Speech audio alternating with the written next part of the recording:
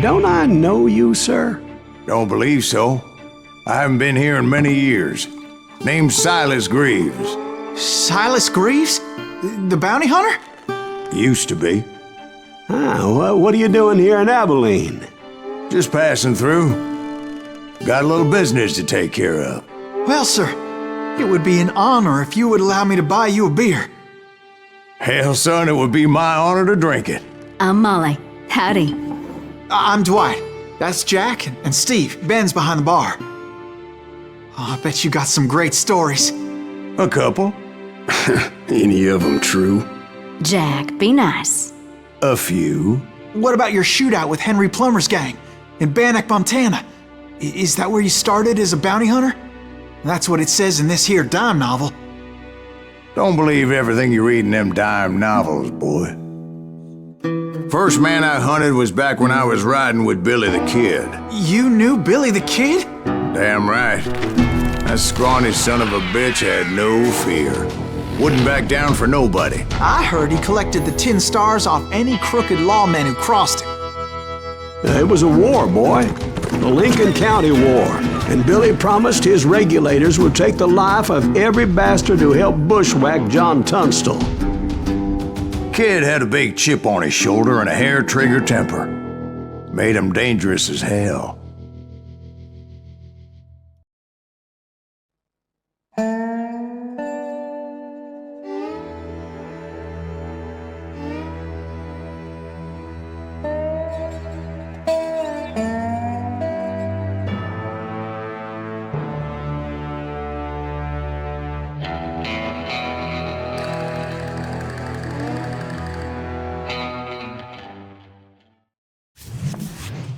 It was about 30 years ago. Billy was hiding out in an abandoned farm near Stinking Springs. I threw in with the kid because the man I had sworn vengeance on was riding with Billy's enemies. But before I tell you why I want that sumbitch dead, let me tell you what happened that day. I was heading back to the hideout when suddenly I had this funny feeling. Funny, haha? No, Steve. The other kind of funny.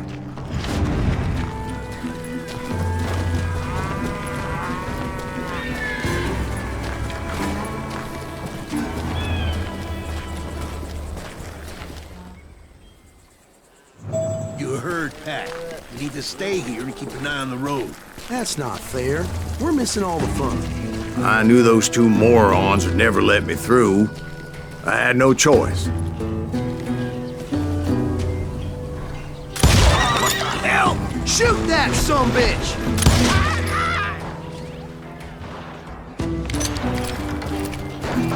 Was it Pat Garrett's posse? Oh yeah. I heard the shots and I knew I had to move fast. Garrett and his army of deputies had surrounded the entire homestead. Fire at will! Spread out, guns! They're coming from the rear! I decided to help Billy and the boys out a bit. So that's just what I did.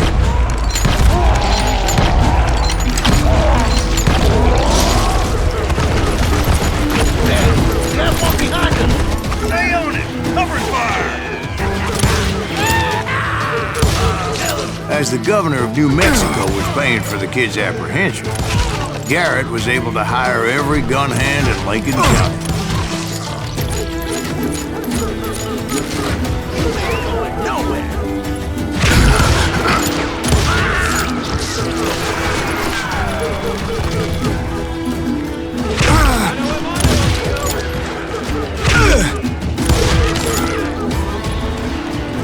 I'm putting you down!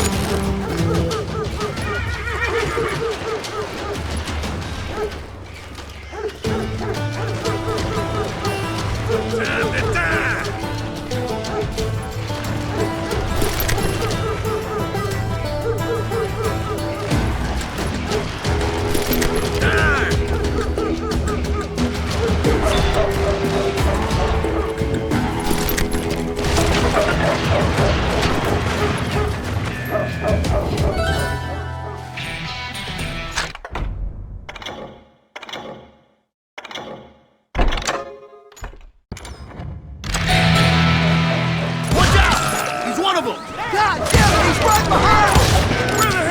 Garrett's men were running around like a bunch of chickens with their heads cut Let's off. see these son bitches run!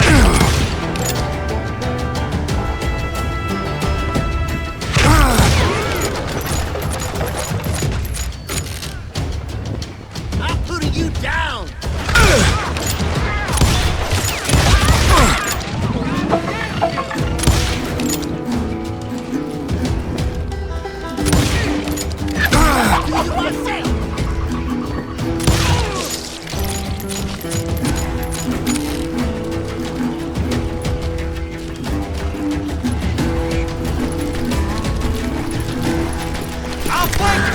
Still, one of them reached the water tower.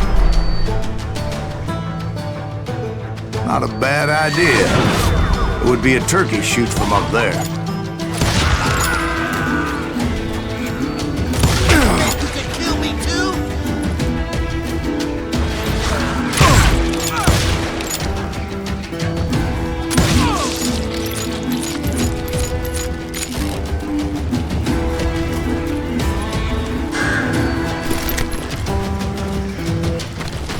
Luckily, these shooters Garrett hired weren't the sharpest tools in the shed. The right position is very important. Personally, I prefer to be on top. Oh, you do you? Indeed, darling. But where was I? Oh, yeah.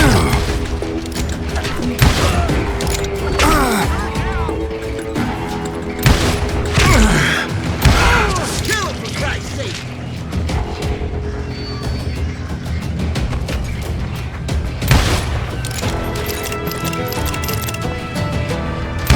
Take us all, huh? I think he's scared. Someone shoot that bastard! A lot of them were saddle tramps or sod busters or drunken drifters looking to make a few bucks.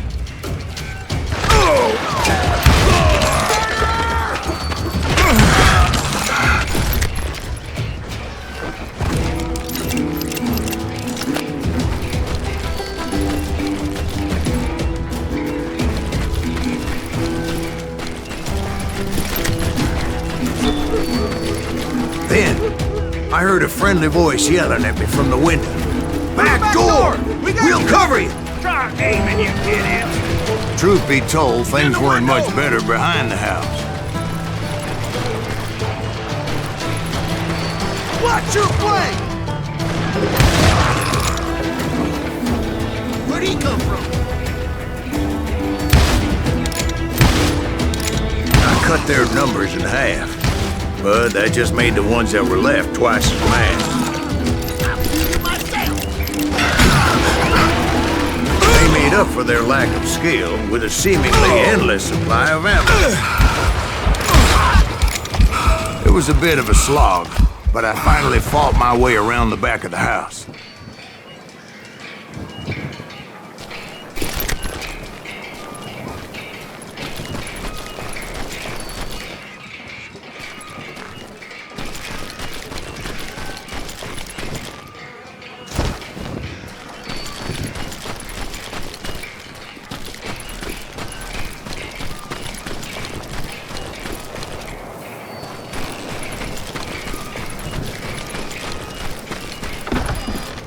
And like that, I was inside, none the worse for wear. I passed Dirty Dave, and upstairs I found Billy and Charlie Rat Bolton. in a trap! You think you can kill me too? How about that? Huh? You like that?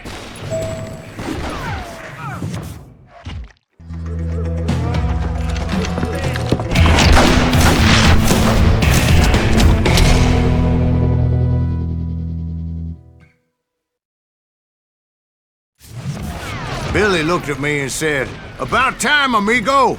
Grab a gun and get to the window." Wait, so you were friends with Billy the Kid?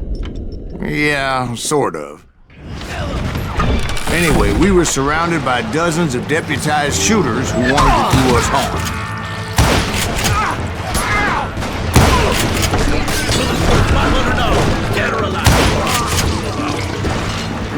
I'm telling you, Garrett's men were dropping like flies, but they just kept on I think coming. I got one! Where the hell did that get to? He's missing all the action! Someone shoot that bastard!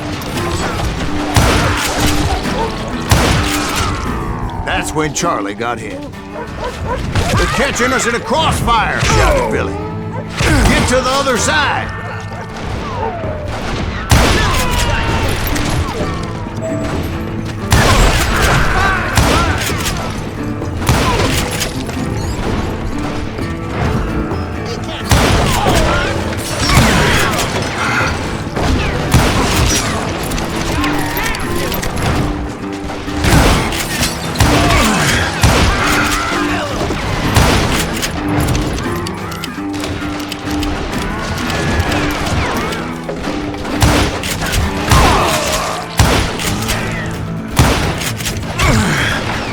I don't know how many of those cocksuckers I personally put down, but it was pretty clear, even to Billy, that maybe discretion was the better part of valor. What's that mean? It means that it was time to cut and run. They got a Gatling, Billy shouted. Get the horses and bring them round back. I'll draw their attention.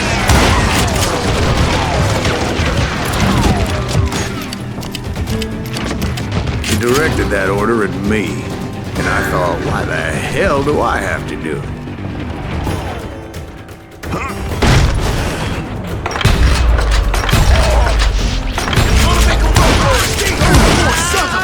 Many would have fled in my place. But I had that false sense of invincibility that many young men have. Like Jack here. What are you saying, old man? Jack, he's just joshing with you. Yeah, he better be. Mr. Greaves, please continue. Please, call me Silas, ma'am. Now, where was I?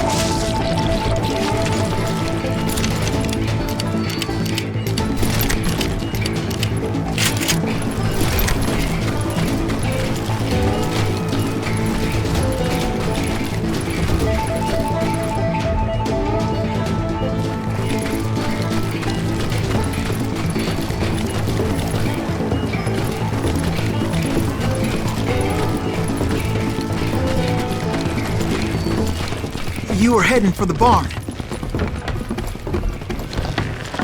Would have caught you, boy! Making my way past the castle of fallen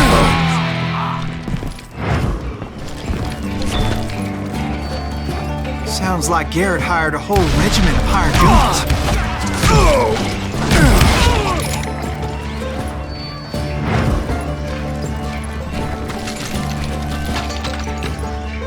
Yeah, and just when I thought I was done with them, more of these hapless bastards would pop up.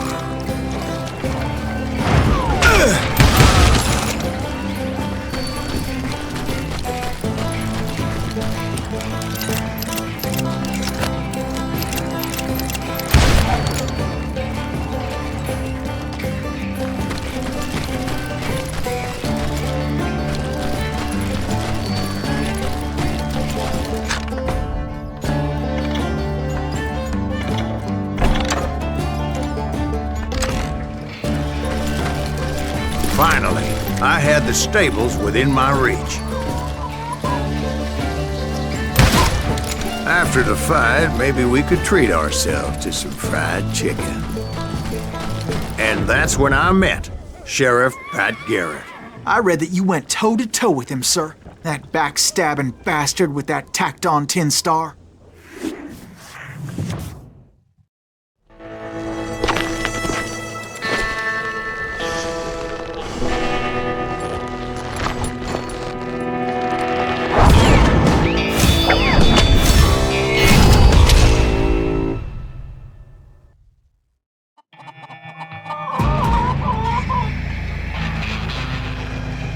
Challenged him to a showdown.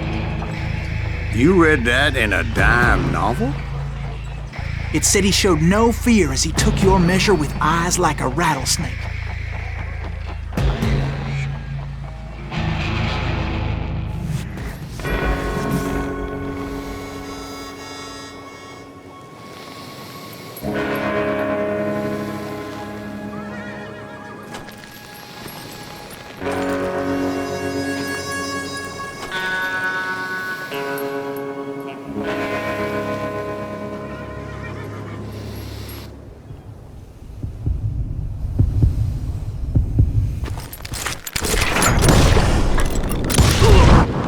understand that you killed him in a fair fight.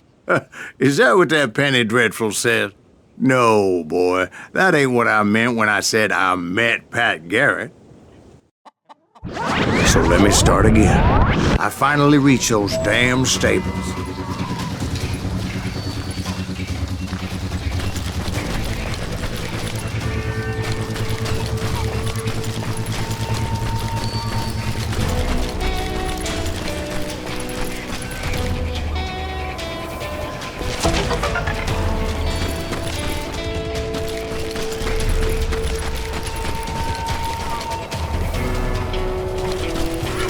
Stepped inside, and last thing I heard was Garrett's voice. That's not Billy. And go on, how did it end? And, boy, that was just the beginning.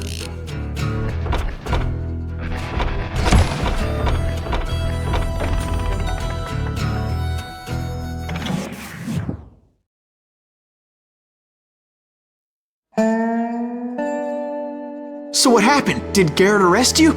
Yeah, after I came to, the bastard had clocked me with his Colt.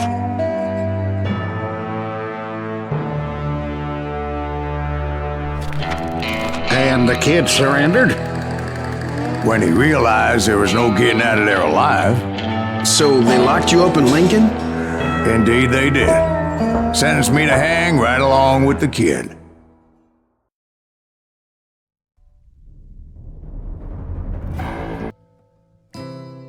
It's important to know that I was only riding with Billy so I could find the bastard I was after.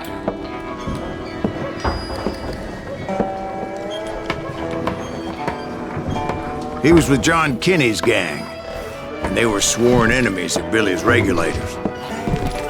Why were you after him? I owed that son of a bitch a bullet for what he had done to me and mine. Instead, all I got for myself was a goddamn death sentence. Luckily, it was right around then that I heard Billy make his move.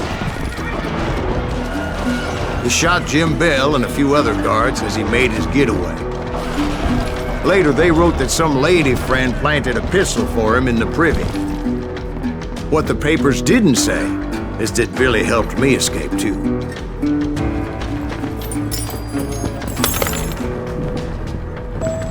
My first order of business was finding a firearm.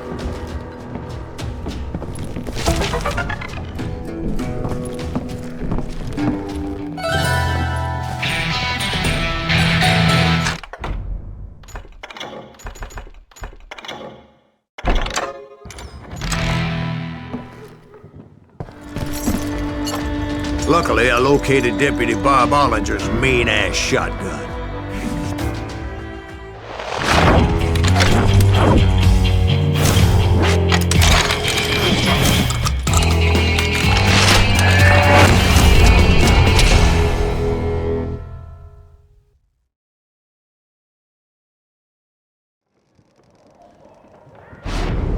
I saw Billy through the window, and he yelled that I should take to the rooftops to make my escape. So I did. Anybody see Billy? Son of a bitch shot Jim Bell! Hell yeah. That scattergun was like a double-barreled howitzer. It could blow a man clear off his feet. You hardly had to aim the damn thing. The kid's escape raised a huge ruckus.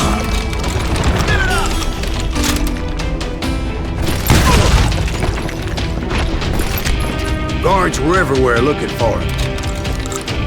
Can't let the kid get away!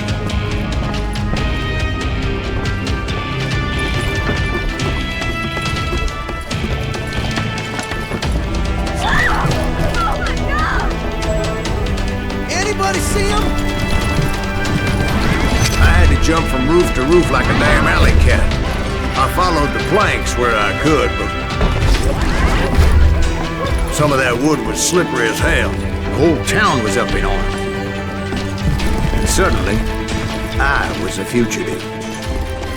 How the hell did that kid escape?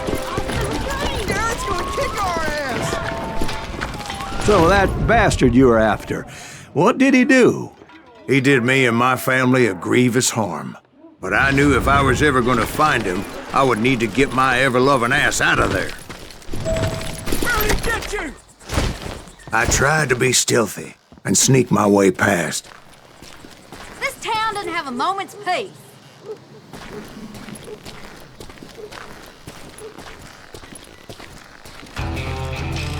You! But hell if they weren't all waiting for me. Apparently, some of them thought I was Billy. You hooligans can go to hell.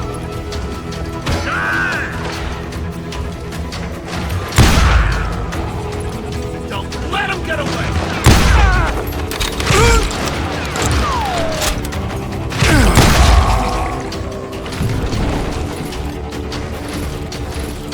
Come on out, you yellow bastard!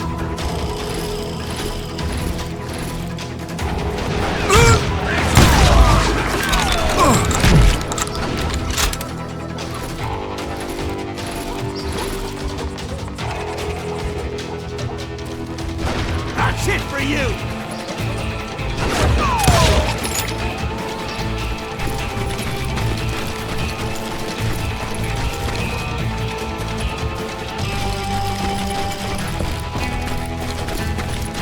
Let's do this! He's in town somewhere! See, me and the kid shared a certain similarity in build and color. I was just glad I had Deputy Bob's mean-ass shotgun. You won't get away with this!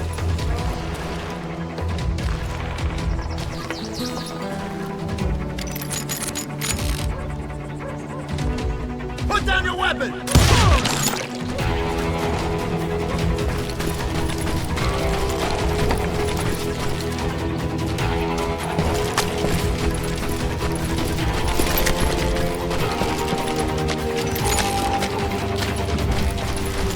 They're shooting in the street!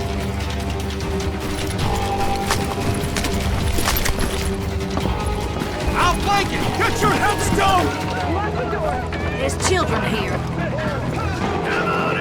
So much lead was whizzing by my head, it was like everyone in Lincoln wanted to put me in the ground. I knew I needed to find a horse. Though I never did have a great fondness for those four-legged grass eaters. Smelly, sweaty, ungrateful beasts. We prize them too high, if you ask me. Leave him to me! Stop him! I'm fine!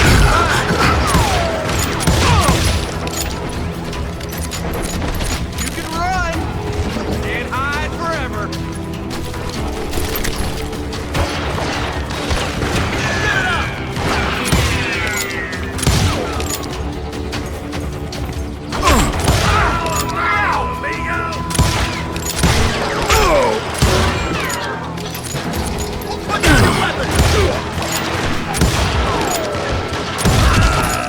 You'll die for this! You hear me? You're threatening the lives of innocent people.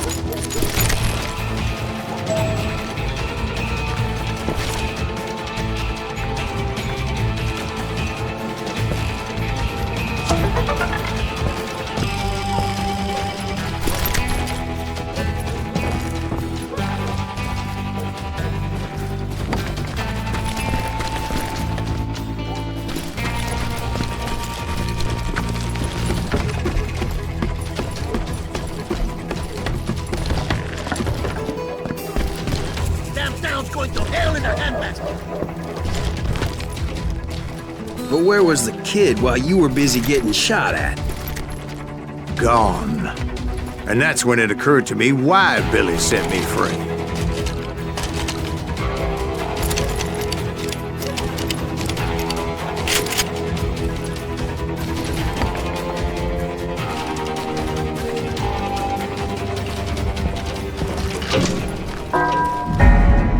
Got that son of a...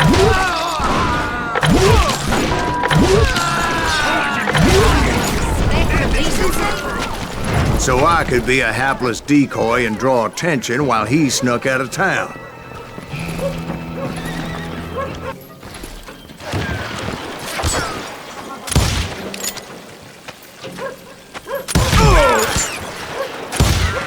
boy.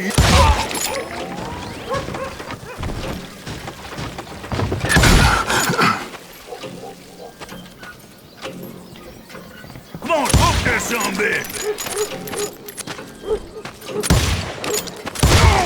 You'll die for this, you hear me? Don't let him get away!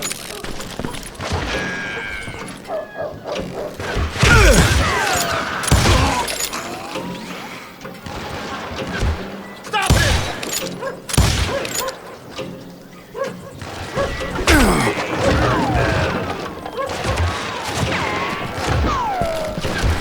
We're gonna be in deep shit when I get back!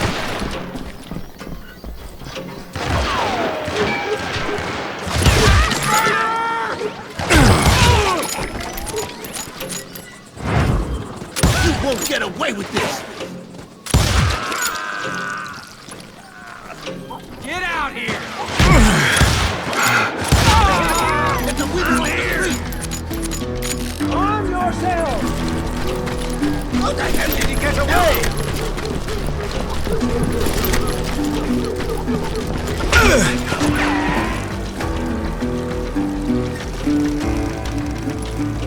We can take him!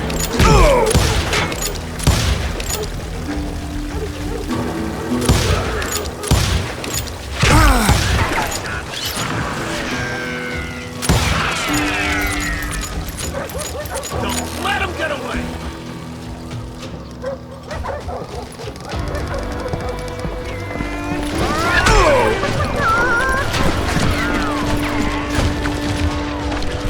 Stop him!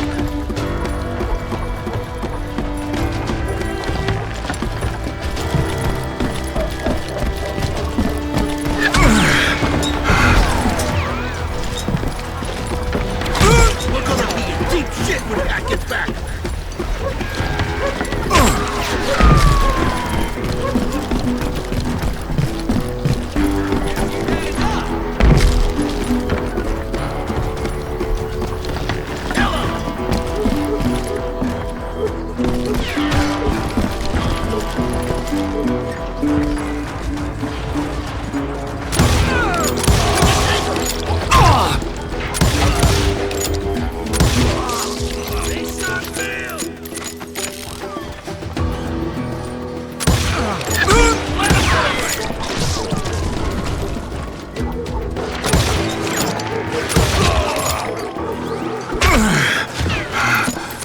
Stop him!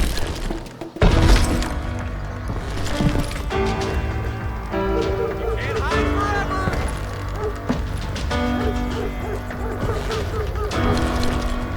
Hey, I'll flank him!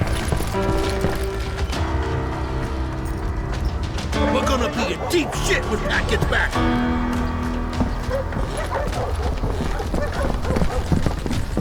Come out, you yellow bastard! Kill him! Hit him!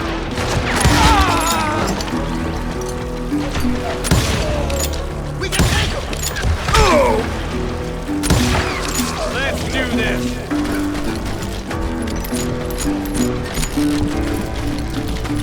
Don't let him get away! Get out here, you coward! Stop him!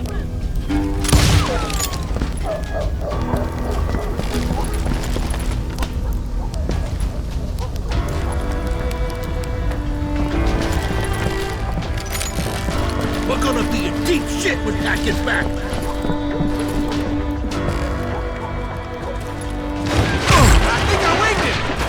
Finally, I found what I was looking for. The stables on the edge of town. I guess Billy saved your ass, taking out Bob Ollinger the way he did. Billy didn't kill Bob. Sure he did. He dispatched him right after he shot Deputy Bell. No, sir. Because Bob came right up behind me, angry as hell that Billy had lit out. Hello, Bob, I said. I think you better let me go. And he says, I don't think so, boy. Not with my shotgun. So we stood there in the middle of the...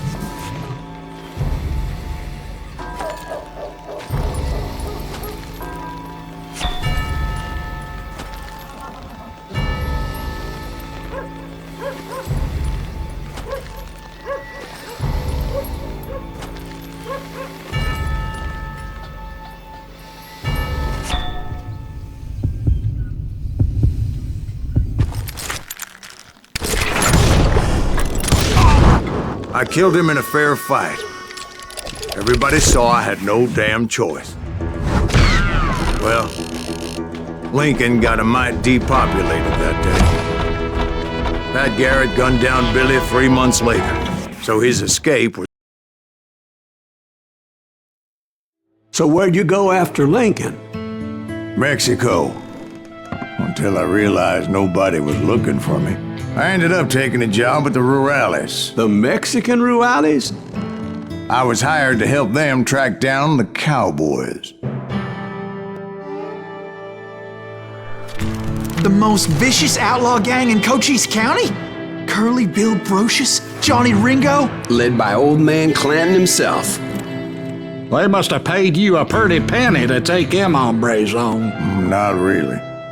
But truth be told, I had my own reasons for going after those boys.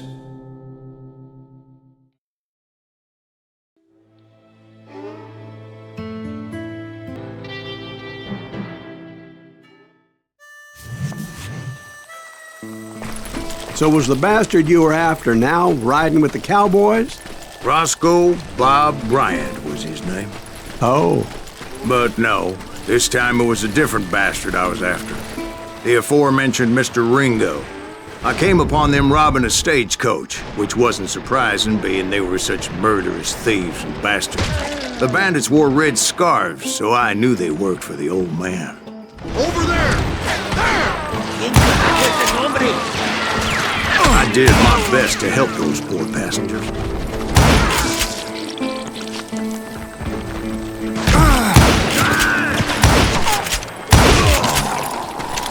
Moments later, the attackers were dead, and I checked the stagecoach to see how many passengers were still breathing.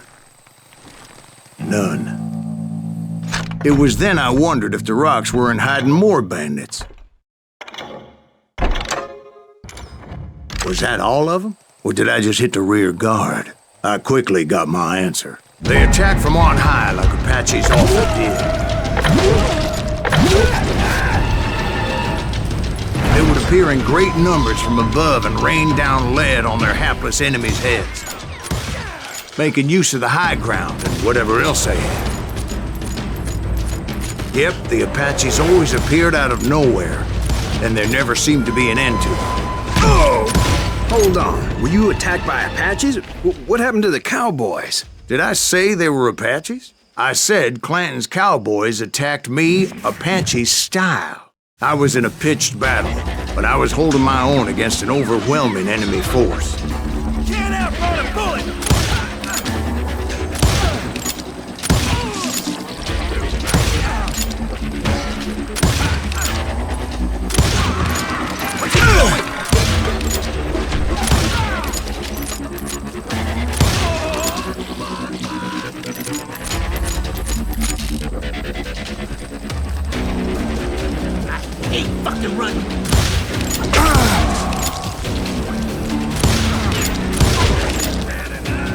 See, at the time, I was still pretty green and would often blunder into regrettable situations. But I just kept shooting at anything I could see up in those damn rocks. I didn't see Ringo, but I knew he was with the cowboys. He and Roscoe Bob had done me a dreadful wrong, and I was determined to have my revenge. But to get to Ringo, I knew I'd have to fight my way past these other assholes first.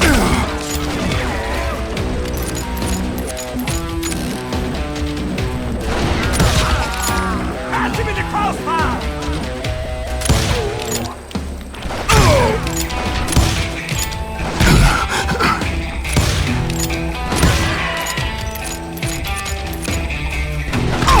Shoot it!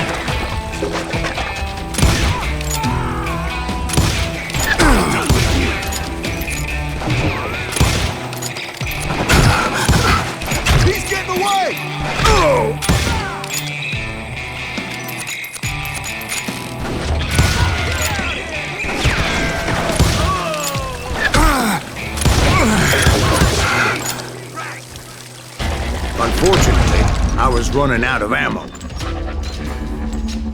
Another perfect example of my relative inexperience as a hunter of men.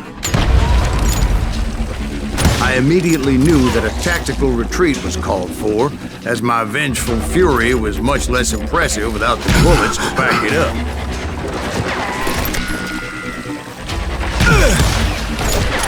Shoot that running son of a bitch! Finally, they managed to corner me. Trapped as I was, the odds of my survival seemed pretty slim. Luckily, serendipity was on my side as I suddenly spotted a way out of my predicament.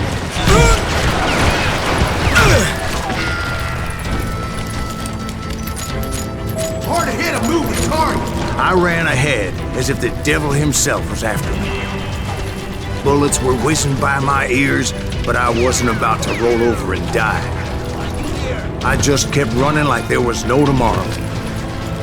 Because there wouldn't be if Clanton and his men caught up with me. As I was scurrying around those caves, I thought, what was I thinking? Going up against a gang like this?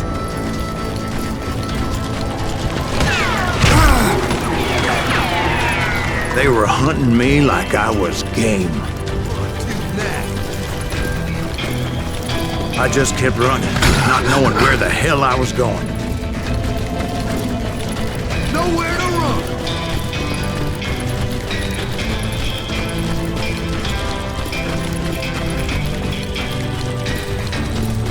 I got you now. And that's when something miraculous happened. Like manna from heaven, I found the desiccated remains of what looked like an Apache warrior. The old weapon next to him supplied me with some much-needed ammunition.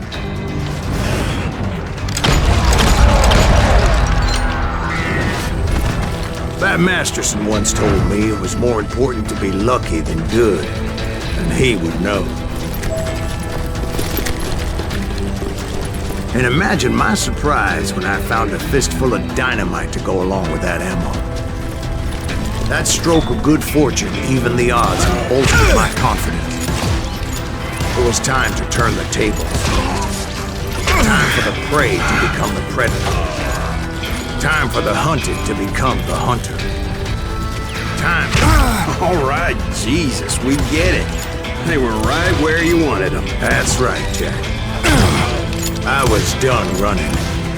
And the old man's boys were not expecting that. No, sir. I came at them like a wildcat. My fury knew no bounds. Where's he going?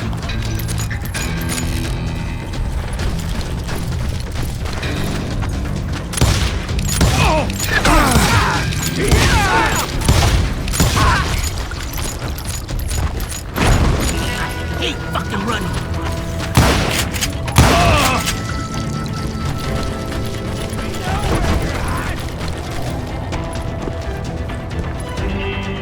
Get him!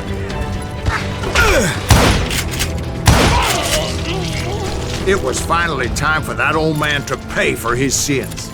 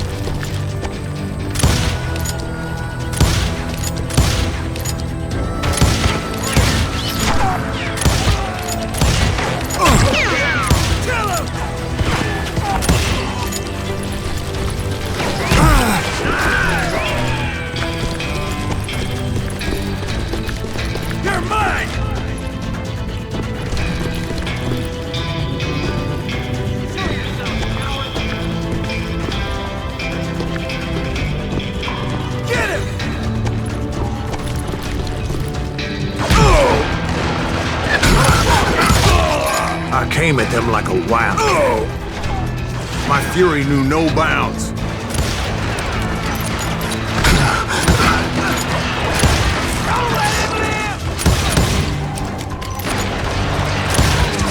Shoot that running son of a bitch!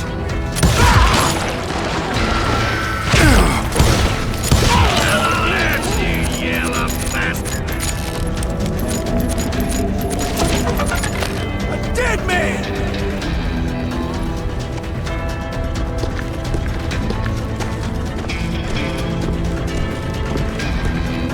Kill him!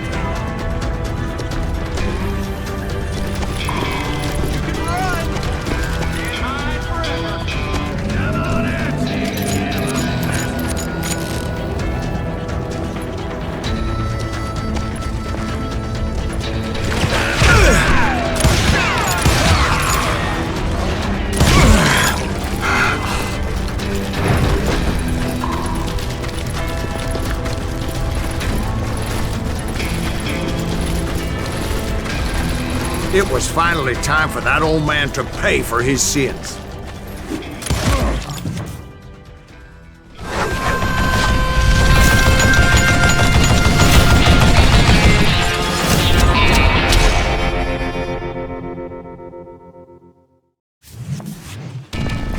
I yelled out at the top of my lungs, "Clanton, I'm coming for you!" A little stealth might have made more sense, to be perfectly honest. Because that old fool had a Gatling gun and enough bullets to last him till kingdom come. But I knew I could not let that deter me. Not if I was to find and kill Ringo. I needed to get that old man off that gun.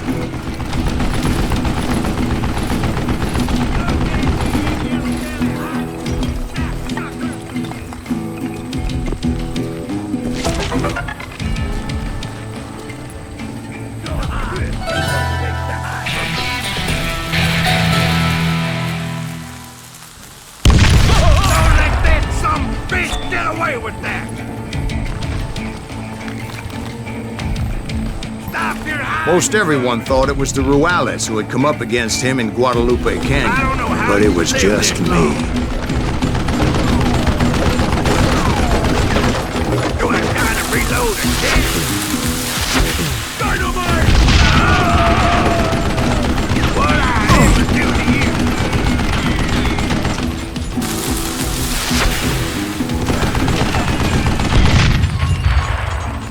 Apparently, one of the cowboys made it out of there alive and told Ike and Billy Clanton that it wasn't a Mexican who took their father's life that day.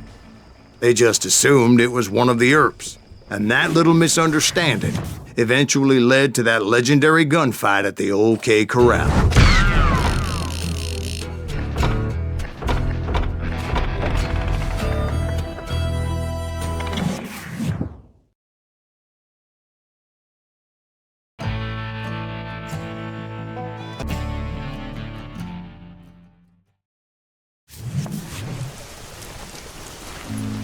A few weeks after that dust-up at the OK Corral, I was still after Johnny Ringo. I had tracked him and the cowboys to their hideout at a sawmill, and they were loaded for bear. So what exactly did Johnny Ringo do to piss you off? Well, him and that other bastard. Roscoe Bob Bryant? Yep. They both deserve to die, and I promise I'll tell you why. But first I need to tell you about the cowboys' new boss, Curly Bill Brocious.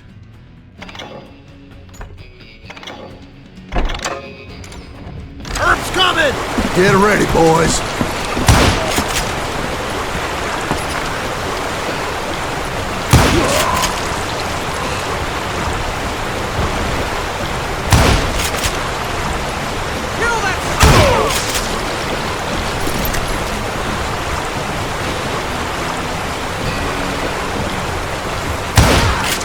Curly Bill took charge of the cowboys upon the old man's demise, and after that gunfight at the OK Corral, the Clantons wanted revenge.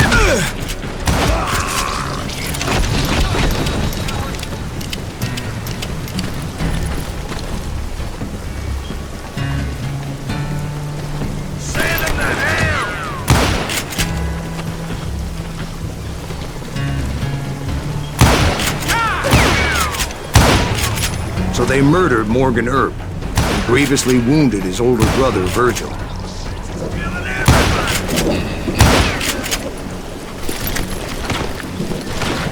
You shoot the son of a bitch!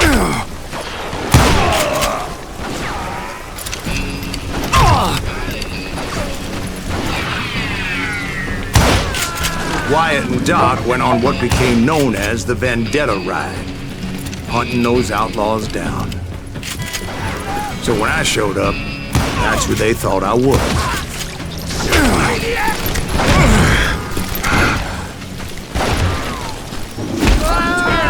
Shot at!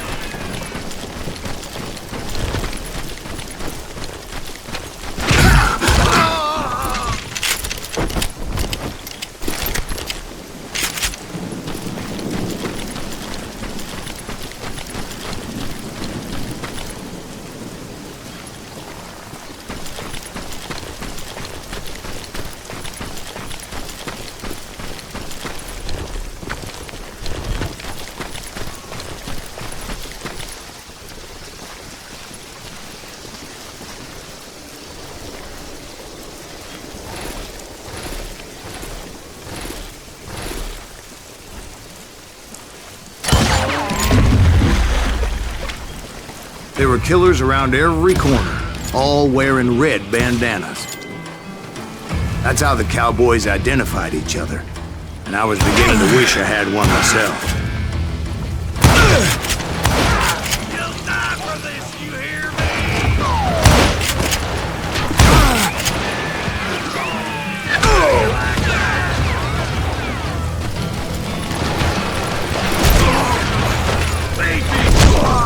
But I wasn't about to let Ringo walk away unscathed. That's what drove me forward. They say that Ringo was infernally fast. I hardly saw anyone faster, boy. Certainly not Wyatt Earp. That man was all hat and no cap. Earp wasn't much of a match for him, but Doc Holliday might have taken him. That Lunger should have kept his nose out of it. They never charged anyone for the murder of Morgan Earp. But everybody knew that Curly shot him in the back. That was common knowledge. Yeah, maybe so. But Ringo had nothing to do with it. He was just being loyal to a friend. Is that what you call it? Being loyal? Well, to get to that loyal friend, I had to pass by some buzzsaws as big as a man.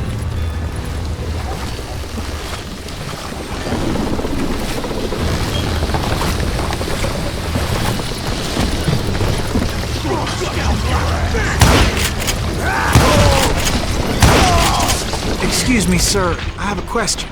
What's that, Dwight? After old man Clanton died, why didn't his son take over the Cowboys? Because Ike Clanton was dumber than a box of rocks and a yellow belly to boot.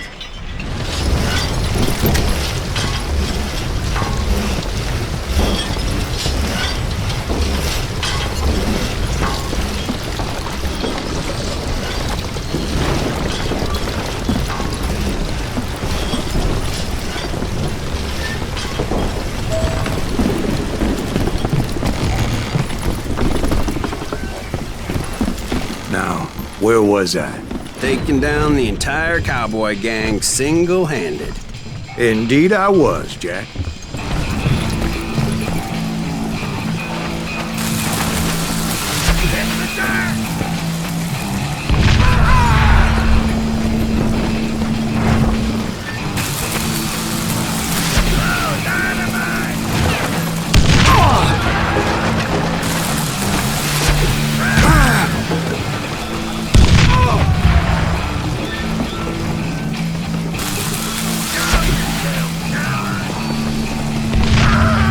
Though it wasn't easy, as those boys had good cover.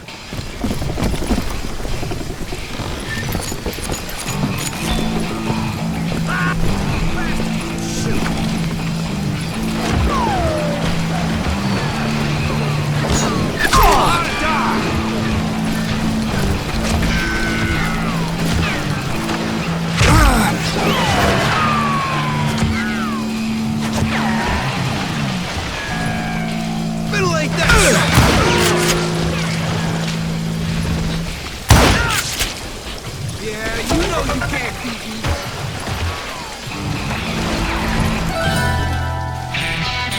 leaves keep missing.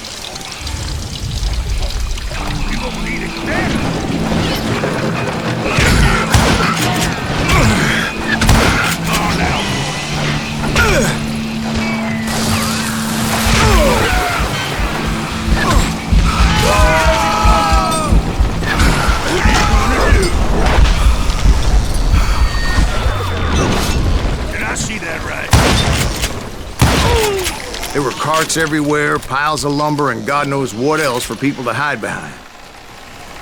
That really was one hell of a sawmill. Quite an impressive operation.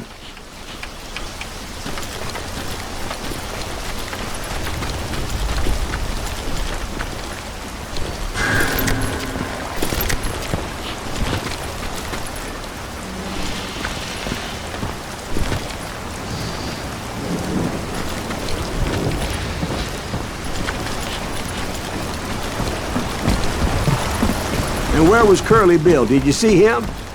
I'm about to get to that, Ben. Patience. I'm painting a picture here. There was this beautiful waterfall and a crystal clear stream that led to a verdant valley that was truly... Consider your picture painted. What happened next? Well, finally the bastards that were still alive made a last stand.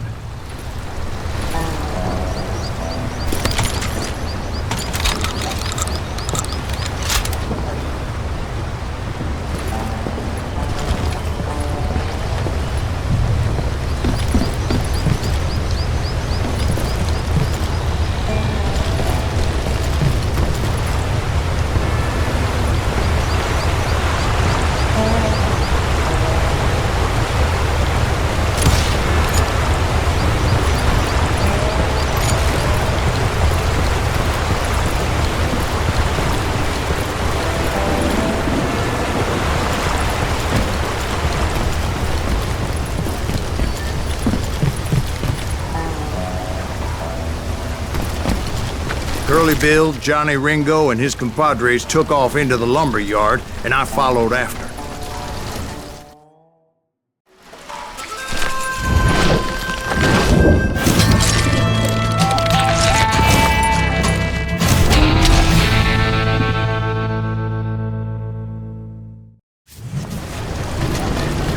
Are you saying they ran? Cowardice was not in Ringo nor Curly Bill's nature. No, sir. I never said they were running scared. They just wanted me out in the open. Time to dance with the devil! Shit! You working for Wyatt Earp? Hope you made your peace with that sumbitch Earp who sent you to kill me?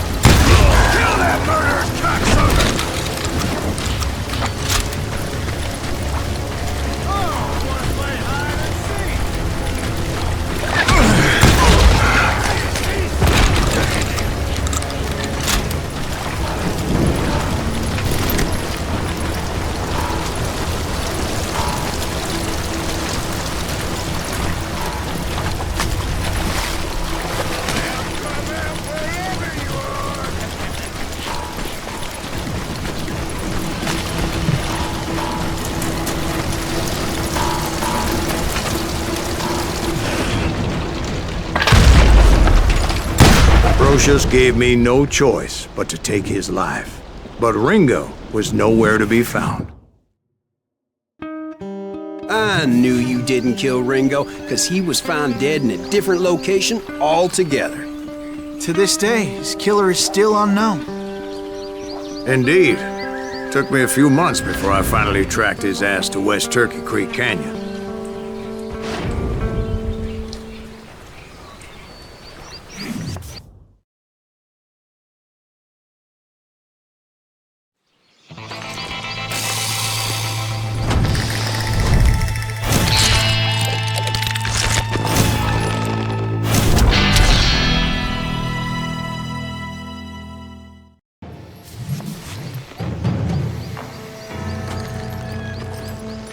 That's incredible, sir. I always thought that Doc Holliday was the one that killed him.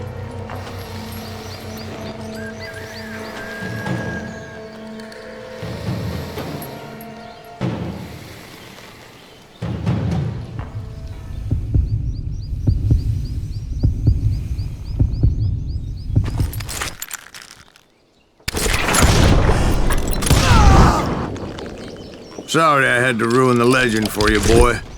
But the legend ain't always true. Doc Holliday had nothing to do with the death of Johnny Ringo.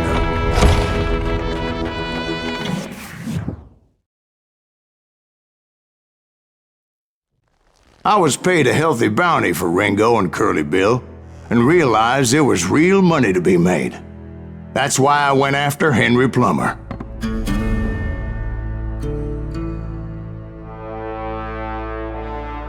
Wasn't he the sheriff who augmented his income by shaking down miners and robbing gold shipments? That's the one. Oh, yeah, I remember him. He ran that gang of thieving outlaws called the Innocents. So it's true that you went toe-to-toe with him? Indeed I did, son. Indeed I did.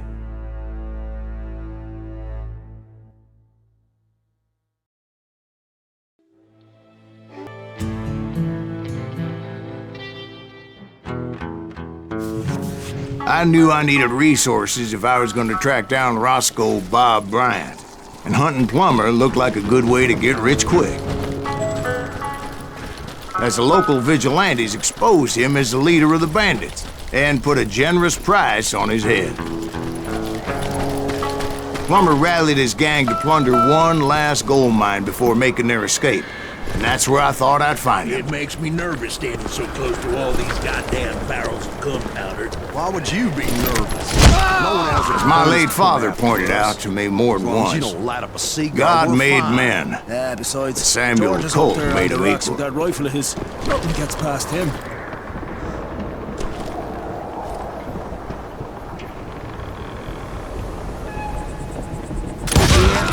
Who the hell is that?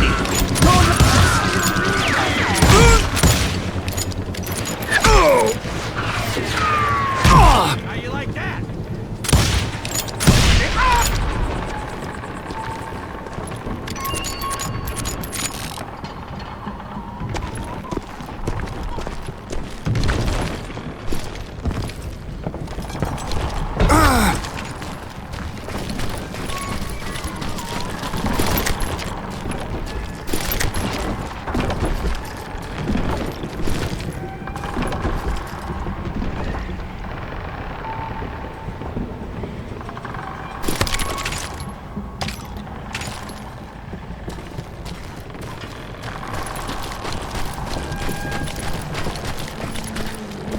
I knew that dynamite wasn't mine, so I decided the polite thing would be to return it.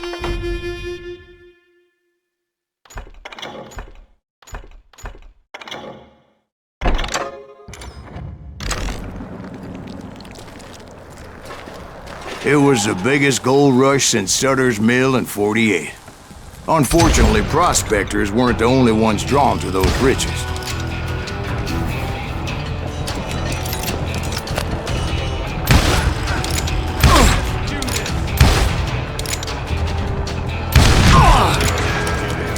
There were thieves and killers, robbing travelers and hijacking gold shipments.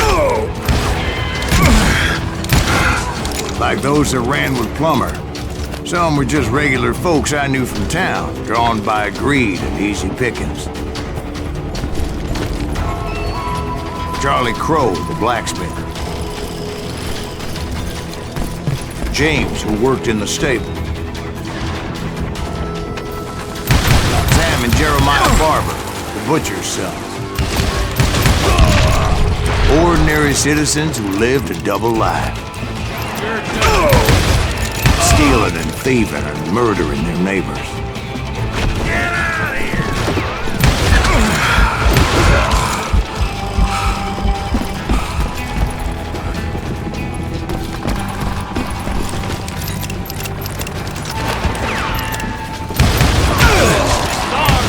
Of course, the rest were veterans of the Civil War.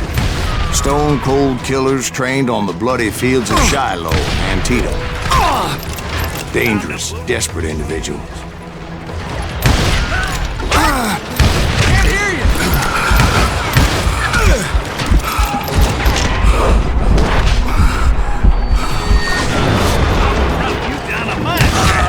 Plummer had a lot of men on his payroll. A hell of a lot. That son of a bitch pretended to protect the public with one hand while stealing them blind with the other.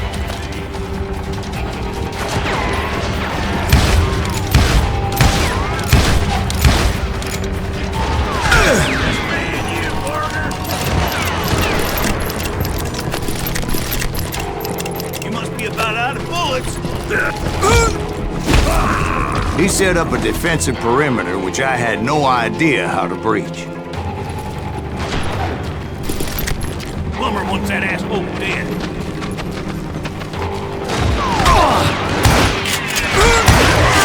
I was outnumbered and in way over my head, but I was too damn stubborn and stupid to realize it. They must have thought I was touched. I thought I was some kind of hero.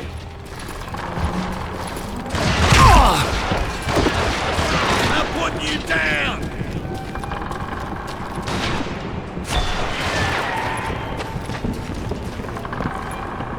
Had enough?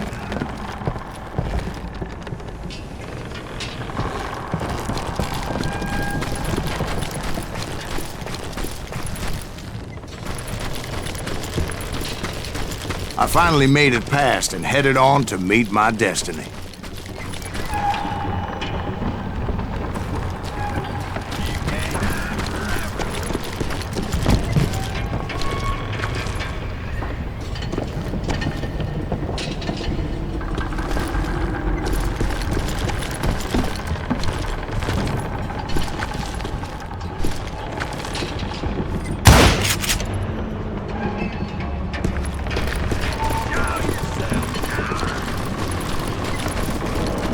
But first, I had something I needed to figure out.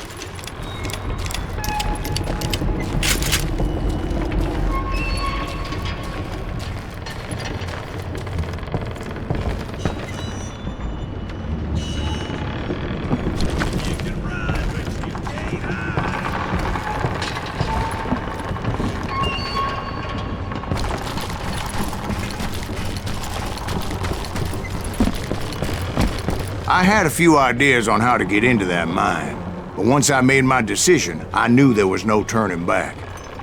So my first thought was to enter the nearest mine portal. I saw an entrance. Made sense. It was the quickest way in. I'll flank it!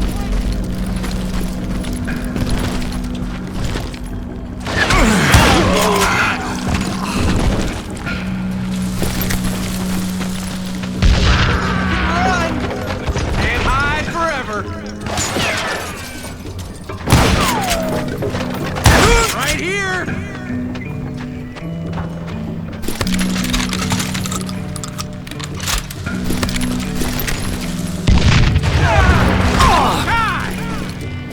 Besides, once you enter a mine like that, it's easy to get all turned around. Some of those shafts could be as deep as hell.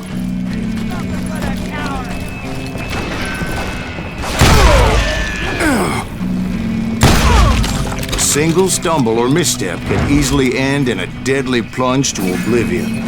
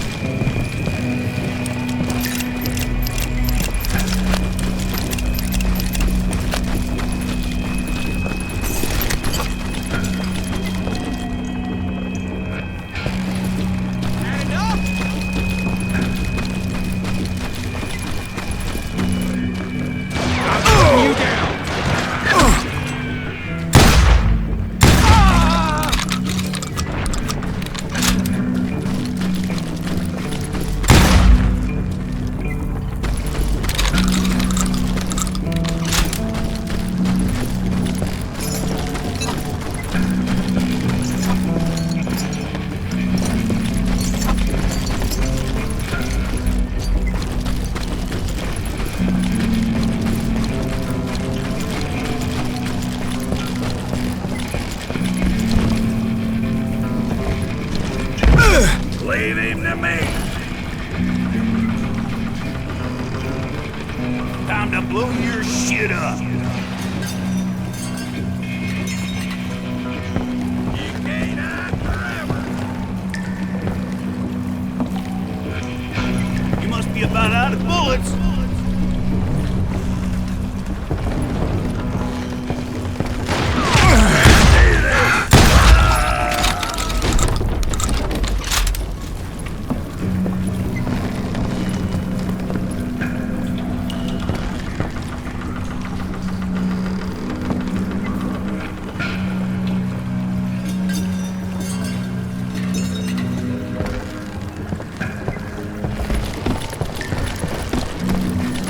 Quick reflexes often make up for a lack of common sense. Luckily, I was never one to be easily bushwhacked. I would just need to be careful not to blow myself to kingdom come.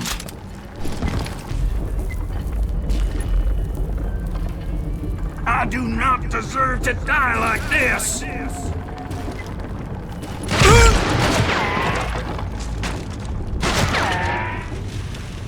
Time to blow your shit up.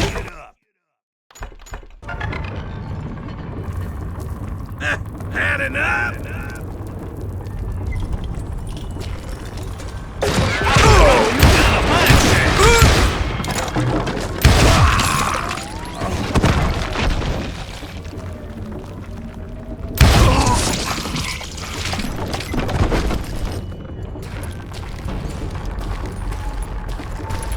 One wrong bullet could have turned that mine into a dad-blasted tomb.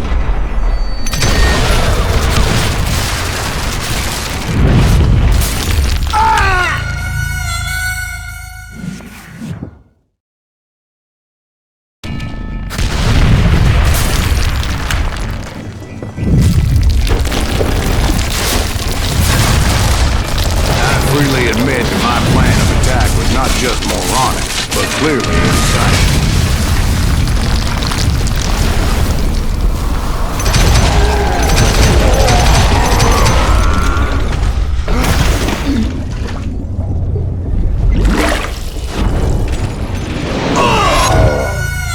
It's a good thing that I abandoned that ridiculous plan before I even tried it. Instead, I spotted a ladder, way into the mine from the opposite side.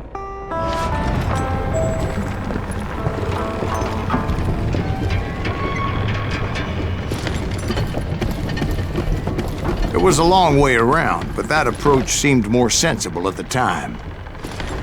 Of course, being I had a problem with heights, that scaffolding scared the bejesus out of me. Climbing down that ladder required some caution. Because even though I had a younger man's reflexes, no man can dodge a damn bullet while climbing down a rickety ladder.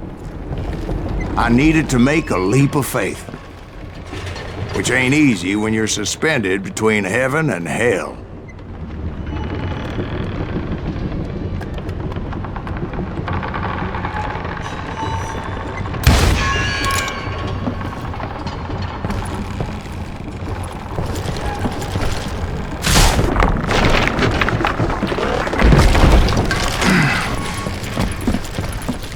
That Sheriff Plummer seemed quite the despicable character.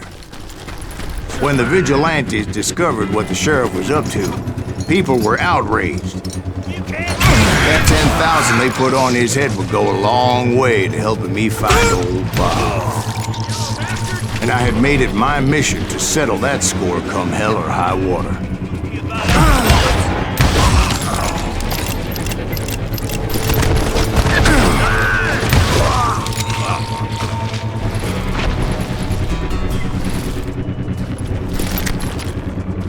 But first, I would have to make a choice. Take the elevator or climb the ladder.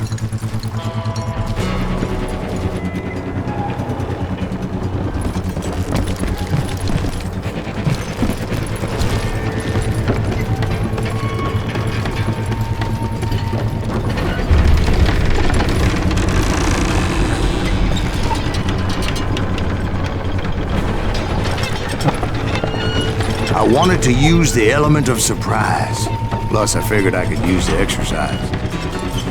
I was warmed up already, so what the hell?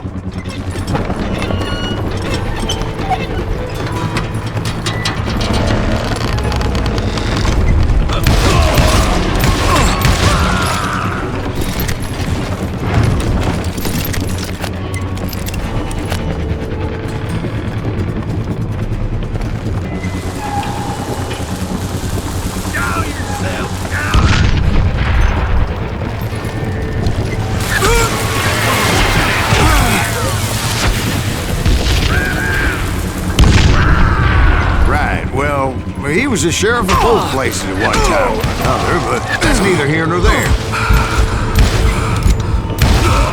The point was, taking him down would save a lot of lives, including my own.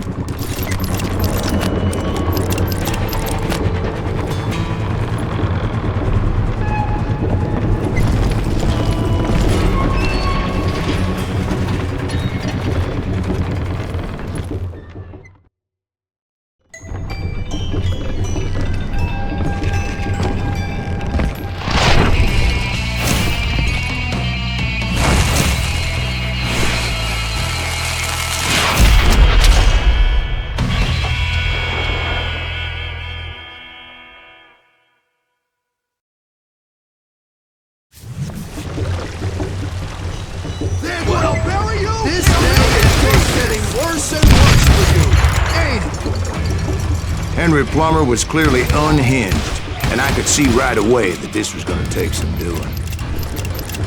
No blood money for you today!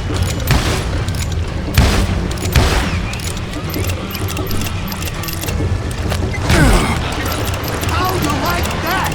This is gonna hurt. You can shoot! Like that!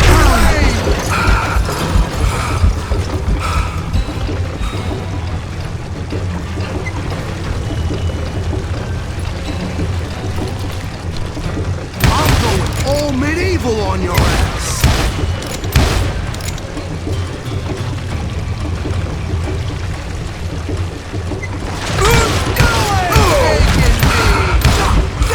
I need some help here! Come on, boys! Take this cocksucker out!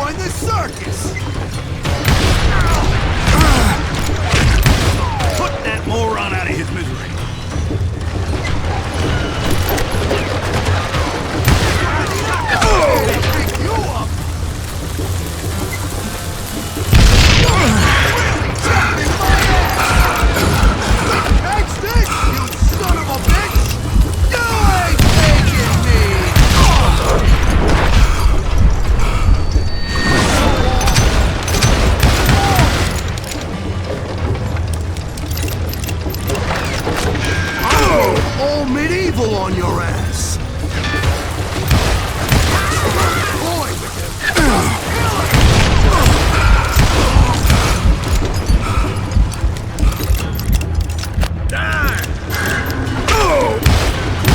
Stop, you moron! What'll blow you into next week, boy? He's pissing me off. See what it gets you.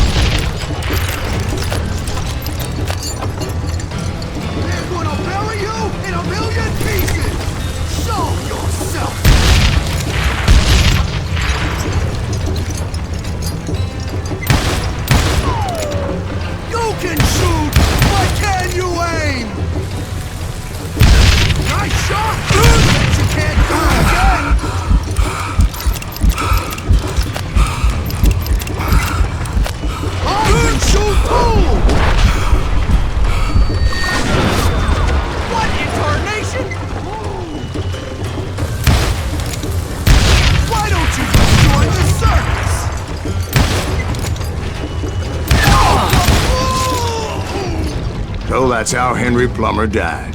Him and his crew were worth their weight in gold. And now, I was officially a bounty hunter.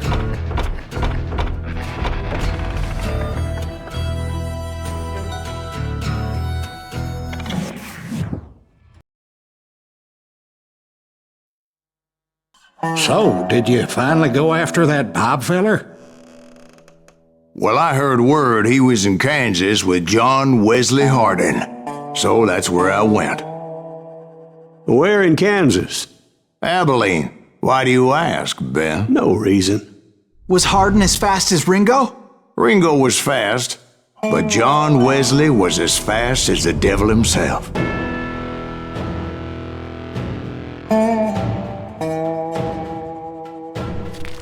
Hell, he killed his first man at 15. From that day forward, he had a price on his head and wouldn't back down for nobody, not even Wild Bill Hickok himself.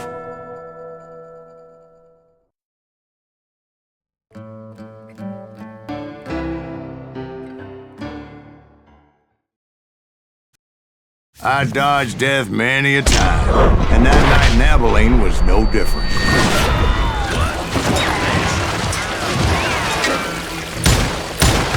I was there with the intention of finding that bastard Bob and collecting the bounty on John Wesley.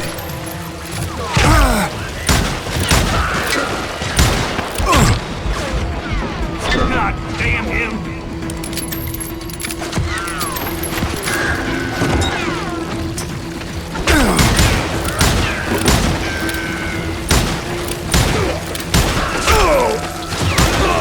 Somebody kill him!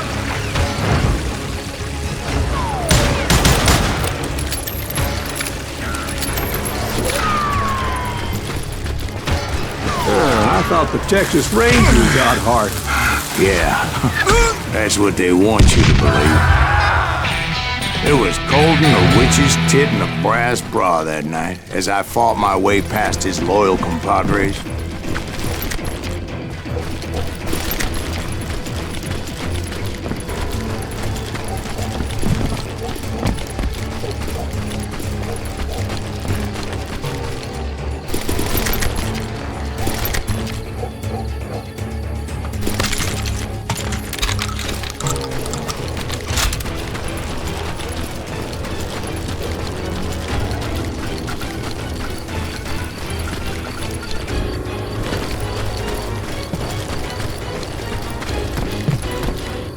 The very same saloon we're sitting in today.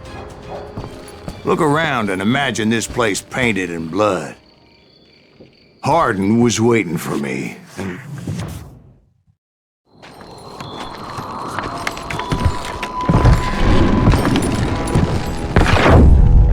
Wait, I'm jumping the gun here. Let me back up and give you some background on this sumbitch.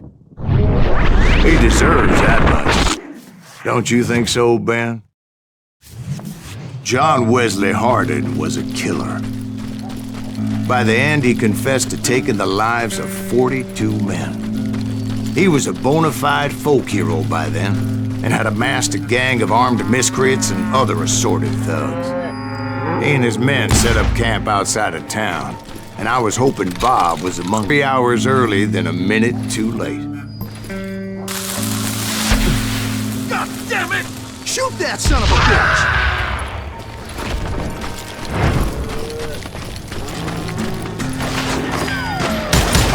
I had to spill a lot of blood to find out Hardin wasn't in that camp. He was carousing in town with his closest friends. Hardin's boys apparently didn't want me to reach the Bull's Head. Some were hightailing it into town to inform their jefe of my unwelcomed presence.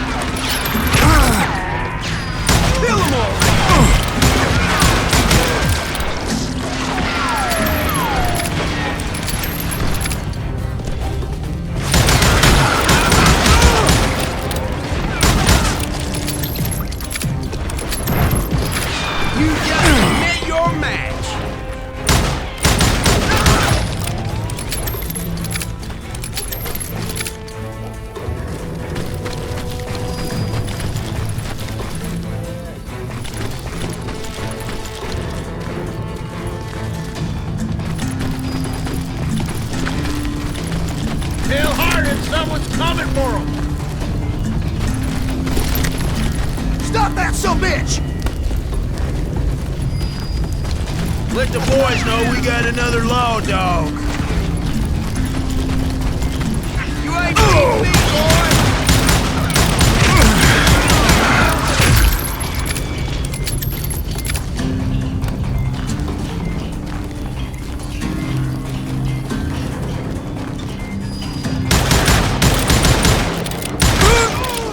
I wondered if Bob was among them.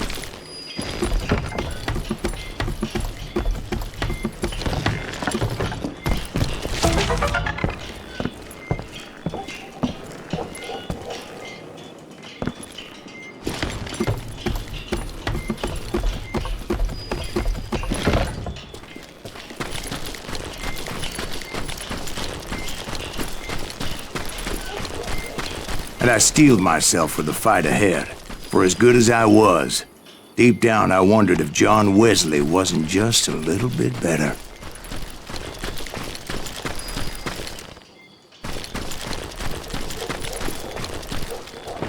Before I could test my mettle against Hardin, however, I would first need to dispatch his cadre of hired killers.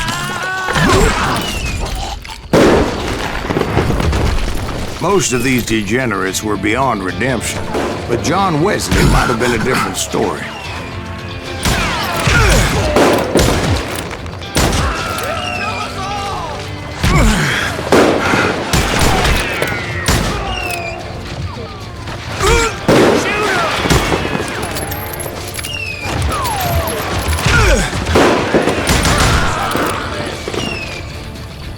I didn't learn until later that that night was in fact his birthday celebration. Come out, you yellow bastard! God damn him!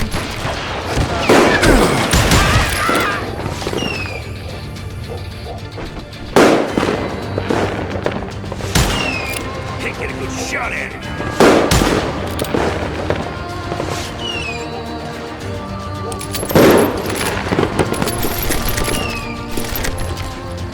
God damn!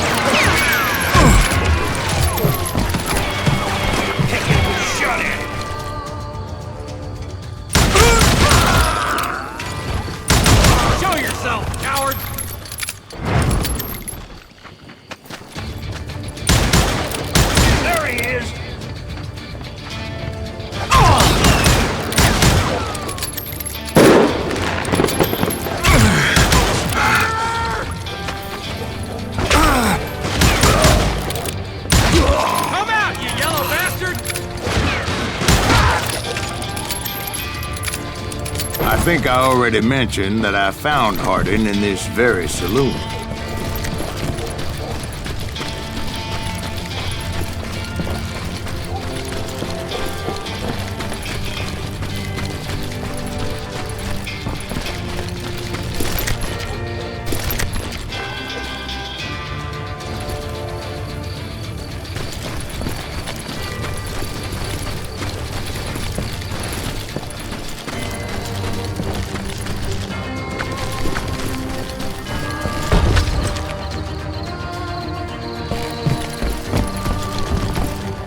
Suffice it to say, nobody there was happy to see me.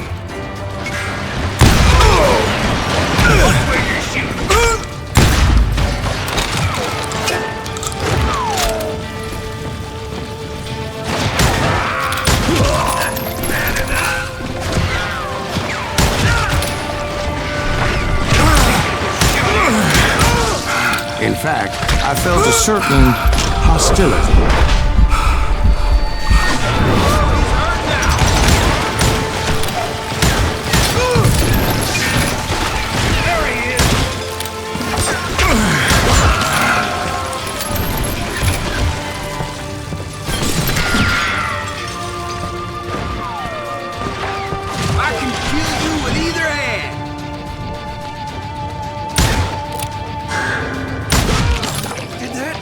Just kill Red?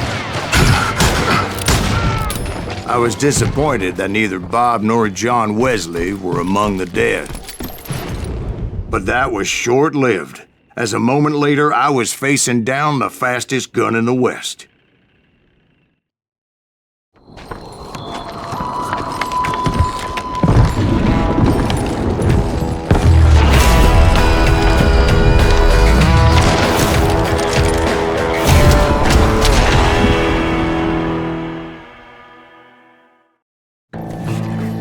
I felt a bolt of adrenaline, or maybe that was fear. He was well known for his tricks, and I knew I'd need my own if I was ever to defeat him.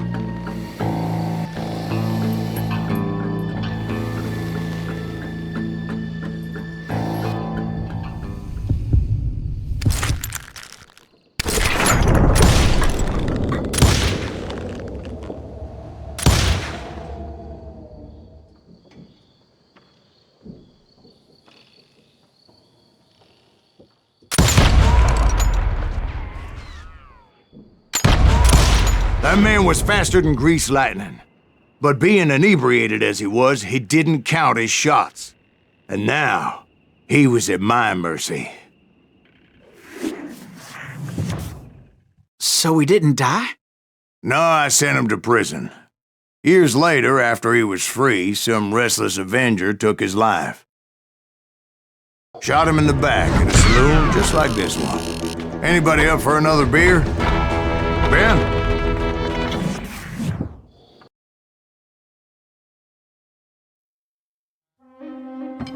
Thank you, darling. Yeah, some say revenge is a dish best served cold. So whatever happened to that Bob guy you were after? Personally, I'd like to hear some of your other adventures. Like, I don't know, did you ever go toe-to-toe with a red man?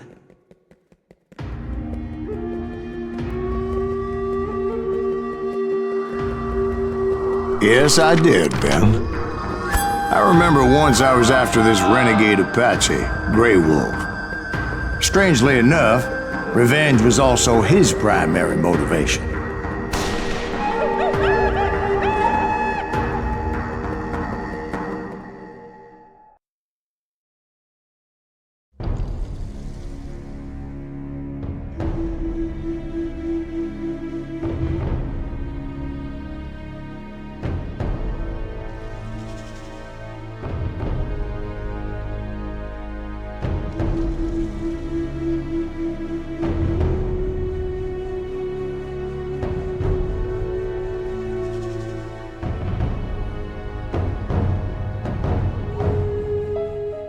A bounty was put on Grey Wolf's head, and that's how I came to hunt him in the mountains. Mountains so high they tickled the nether regions of heaven.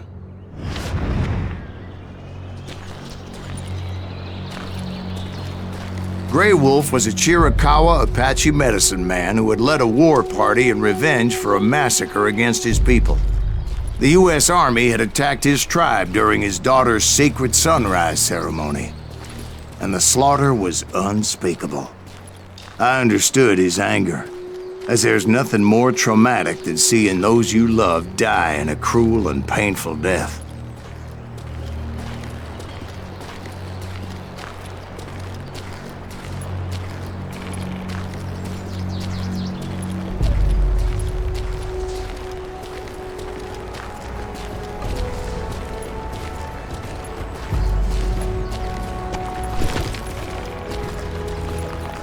Right from the beginning, I couldn't shake the feeling that Grey Wolf was watching my every move.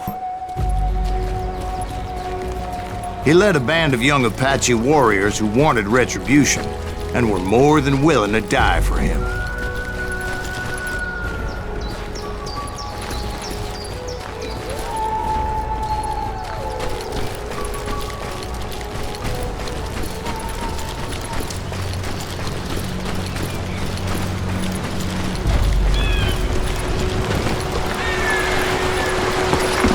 They saw me before I saw them.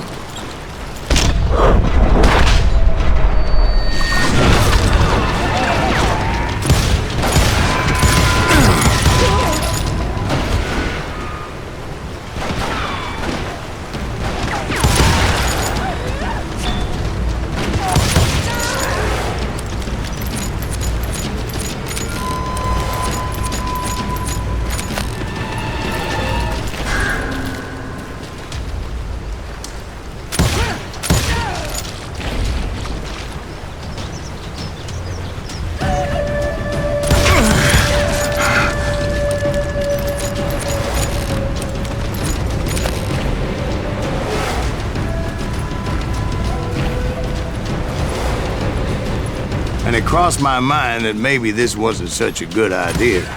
But now that the shooting had started, there was no backing down.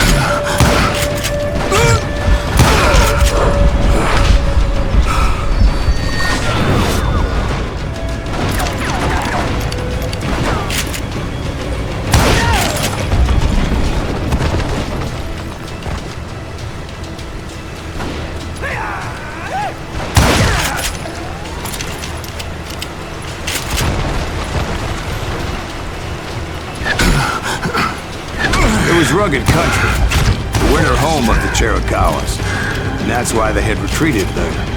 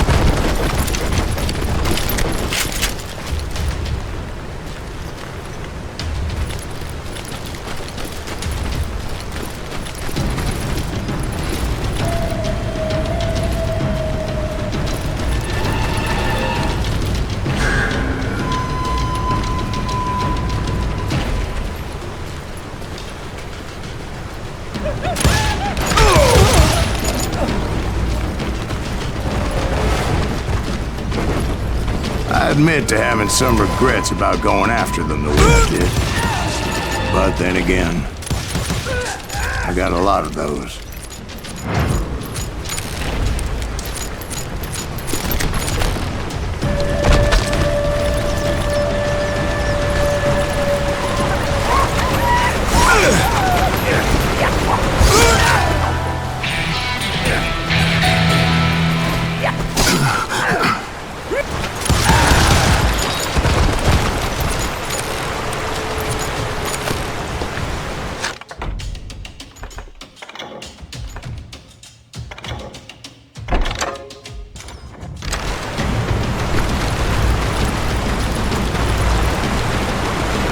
Did you find Grey Wolf? Not at that moment, but I did find the entrance to their hideout.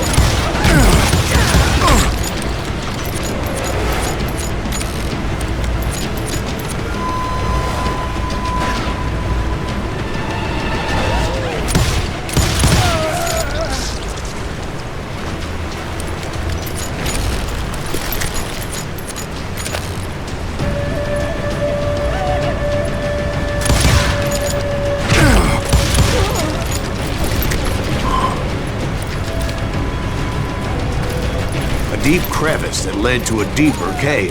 Don't tell me you went in there. Yeah, but it's not out of bravery so much as pure, angry cussedness.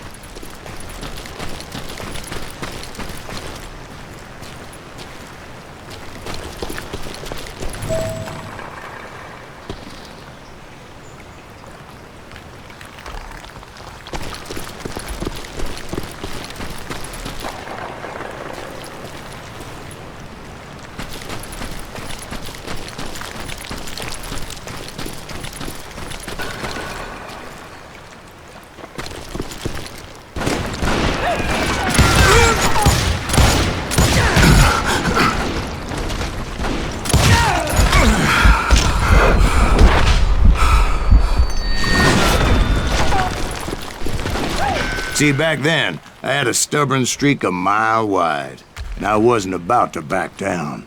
So it was like pitch black in there? Actually, it was pretty well lit, as they had...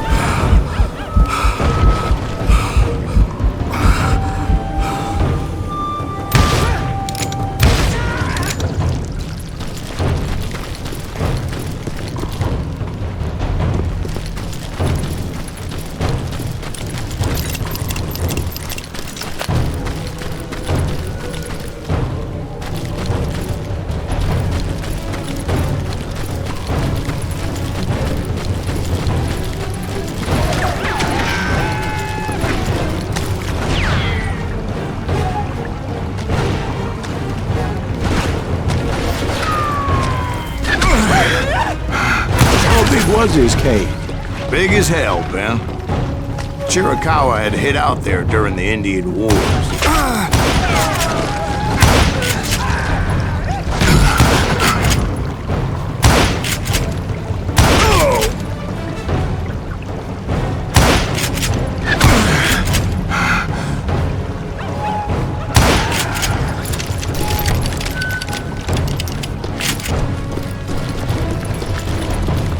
They thought it was haunted with the ghosts of those murdered by the horse soldiers. The cave was haunted with dead Indian ghosts?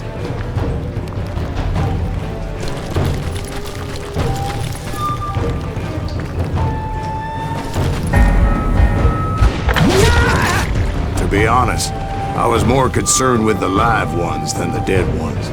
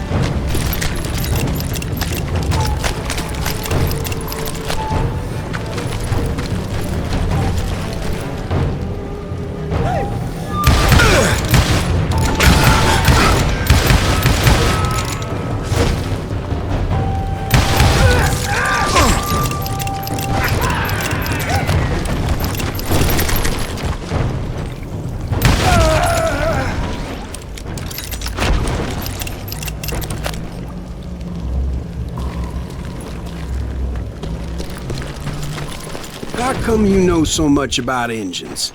A few years back, I was married to 2 Mescalero women. At the same time? Yeah, they were sisters. Polygyny is traditional among the Mescalero. So what happened? Oh, I had to get out of there. Those girls never shut up. Both of them nagging at me all the time. Drove me half crazy. Haven't seen them since. No, I mean, what happened with Grey Wolf? Oh, well, I pursued him into the Cave of Death.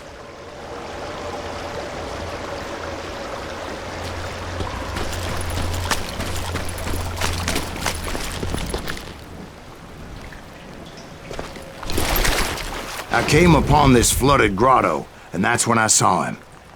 He came to me unarmed and unafraid.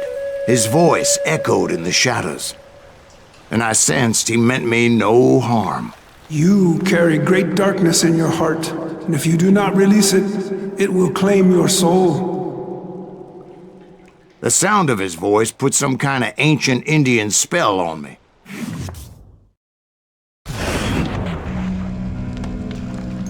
As his story unfolded in my mind, You will come to this place again and kill many more men, and the darkness will grow until it consumes everything that you are.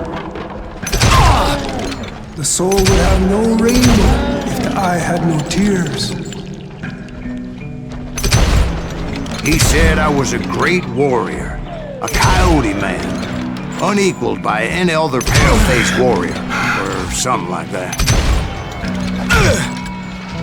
The snakes will bite shadows of your past until a venom poisons your heart, and an echo of the song of the dead summons the spirits deep from within the mountains. I didn't quite get what he was saying, but there was definitely snakes. And indeed, his warriors surrounded me and attacked me like hungry wolverines. They couldn't stop me, though, and Grey Wolf wasn't in the mood for idle talk.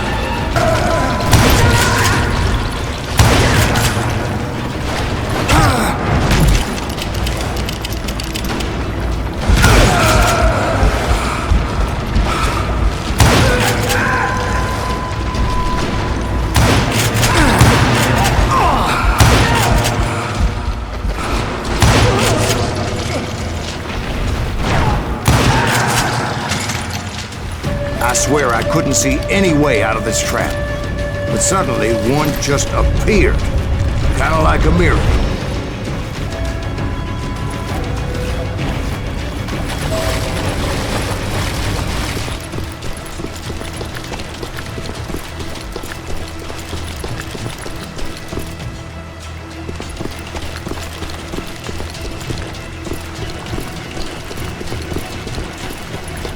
I felt like I would be lost in that damn cave forever.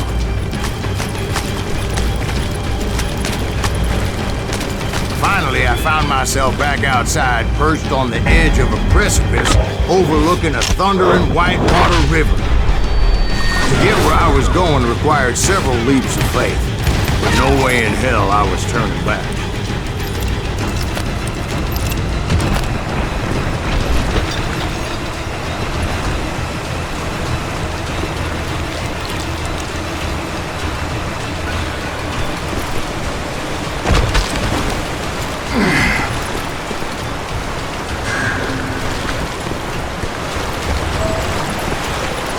I chased after him, determined to make him explain the meaning of all that mumbo-jumbo. Mumbo-jumbo is right. Are you making this all up as you go? A few details may be fuzzy, brother, but I am relating exactly what happened to me.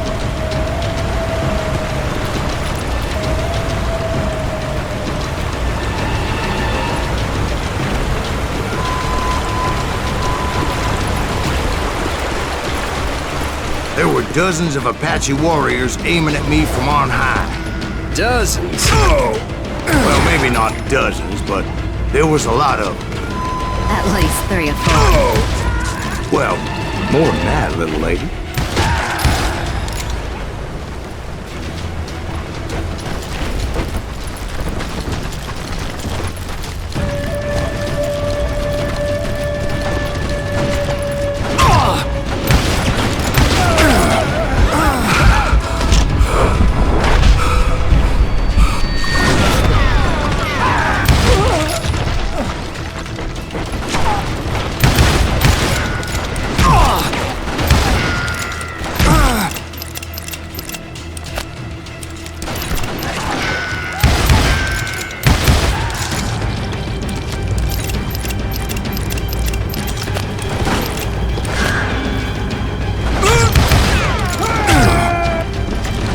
Steep climb up creek ahead of me and scrambled up those rocks like a mountain goat. I was determined to locate Grey Wolf and find out exactly what the hell he was trying to tell me.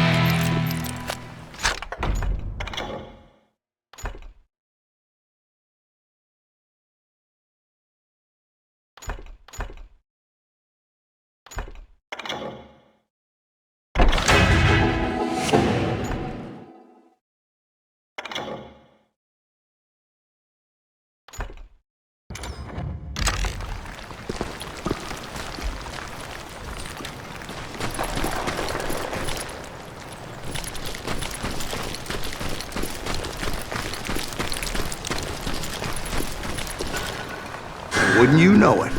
That crafty son of a bitch led me right into a trap. What kind of trap? Well, son, there had to be at least 100 Apaches surrounding me. 100?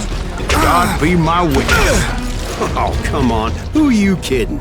Hey, I believe you. Come on, tell us how it ended. All right, but I'm not gonna drag this out. Where were we? You were surrounded by 100 Apache warriors. Well, I didn't take the time to count them exactly, but there were a lot of them.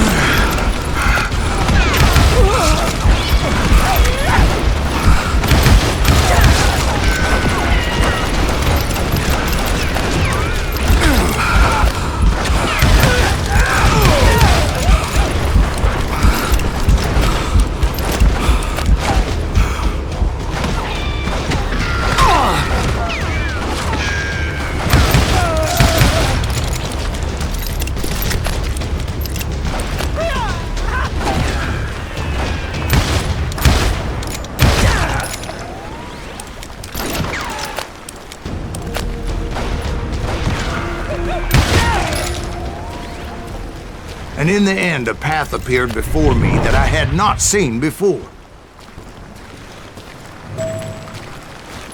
I followed it as I desperately needed to find out what Grey Wolf was trying to tell me.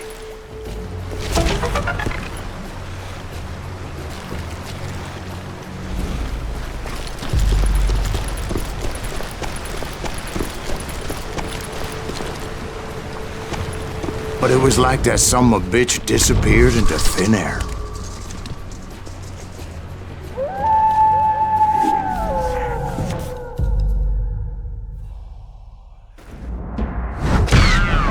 Never did find him. And never did collect my goddamn bounty. Thank you, darling. It's interesting how the truth can sometimes seem might malleable, depending upon your point of view. Like how those dime novels make you out to be something you're not? Jack, don't be starting trouble. No, he's right. They do tend to exaggerate. Did they exaggerate your part in taking down the Daltons? Well, I was there in the flesh, boy, so I saw what happened firsthand.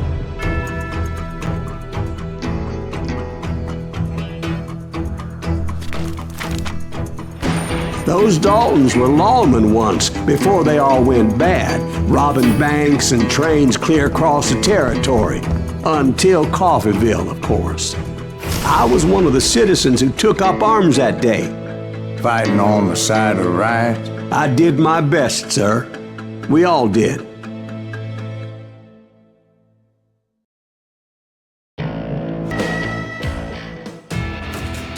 It was early morning. One of my friends was a local gunsmith, and he handed out firearms to anybody who'd take one. You see, the Daltons got it in their heads to rob 2 banks at the same time. 2 banks on the same damn street. Story was Bob Dalton's girl was always riding him about how he had no ambition. Oh, you're nobody next to Jesse James, she'd say. Finally, the bastard took his brothers to Coffeeville just to shut her up. Right. It's always the woman's fault.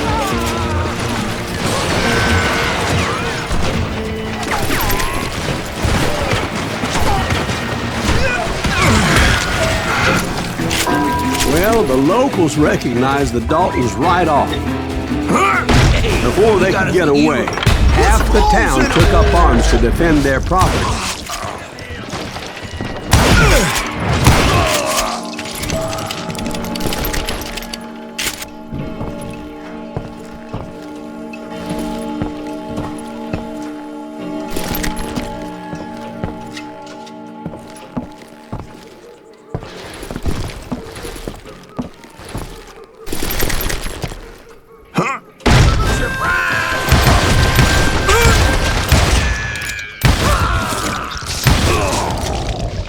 The brothers paid dearly for their stupidity, but everybody knows they had it coming. There's more to it than that.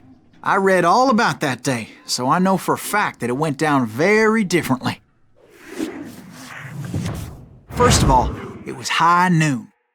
A posse of U.S. deputy marshals were on the rooftop across the street. Get ready, boys. They're gonna make a move. The lawmen had been tracking the Daltons for months, and now they finally had them dead to rights. Among them was a bounty hunter feared by many a lawbreaker. This man had no intention of letting the Daltons slip away. The marshals tried to get the Daltons to surrender. They'll give up eventually. We just gotta wait the son of bitches out. This bounty hunter knew that the brothers were far too proud to ever lay down their guns.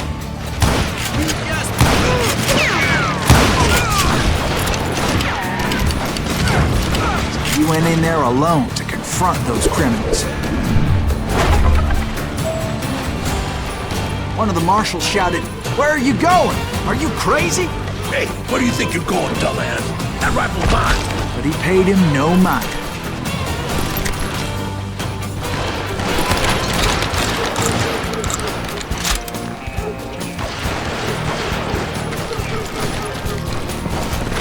He saw a way to get around to the back of the bank.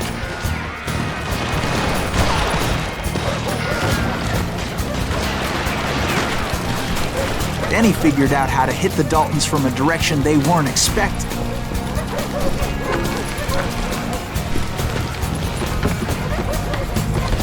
From above. Fortunately, a water tower was right there. A moment later, he was climbing up a steep ladder, laughing at danger as he did. It was brave men like him who risked their lives to tame this wild country.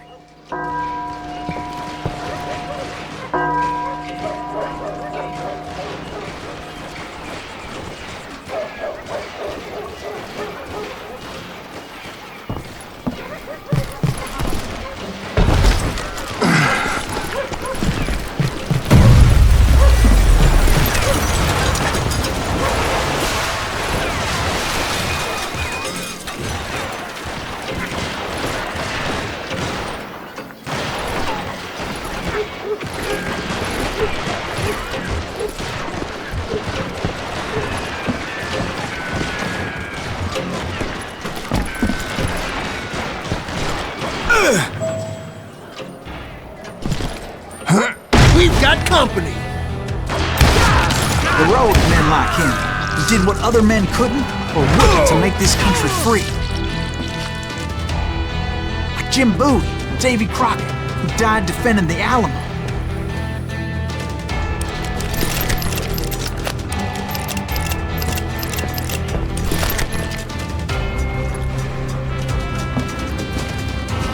Is that Silas Greaves?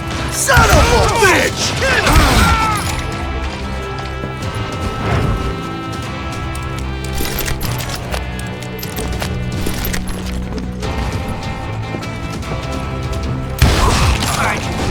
Son of a bitch!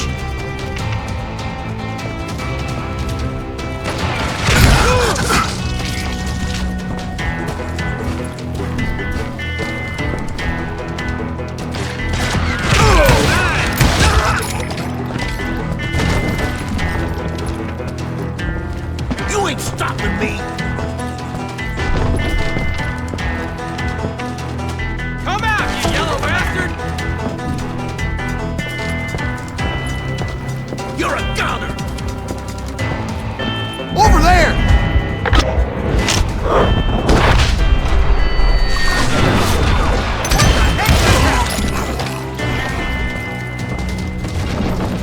This plan cannot fail! Had enough? I ain't backing down!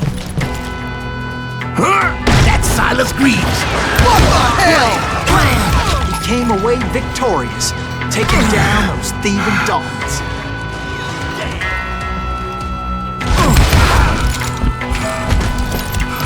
You can run, but you can't hide forever.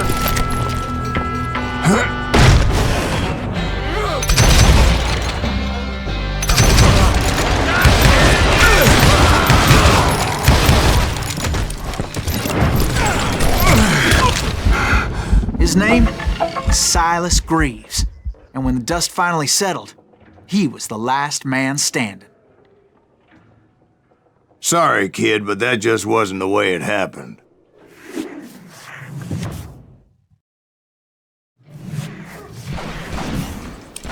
It was early evening, not high noon.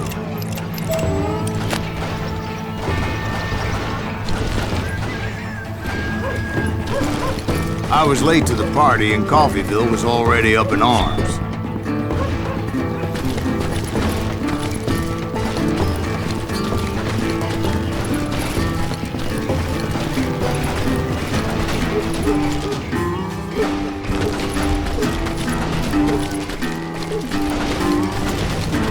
Daltons blew up the safe and were all set to hightail it out of there.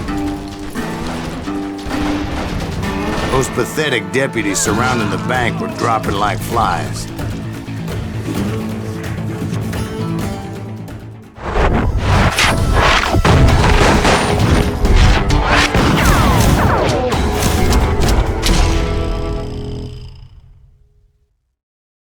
I had been tracking those jokers for months, waiting for them to do something reckless. There he is. And finally, they did.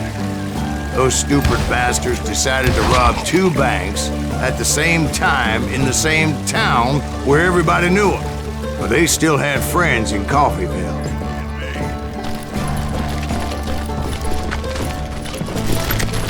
Keep shooting.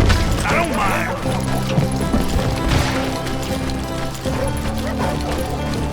Oh, you are shit out of luck. Hey, we got us a healer. Put some holes in them. And those friends came after me like a pack of wild dogs, tooth and nail. They were coming at me from all directions. I caught sight.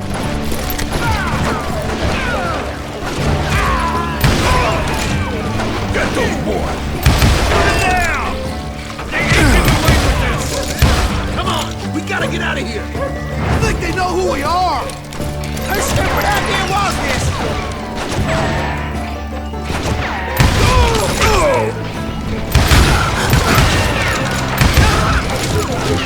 You ain't stopping me!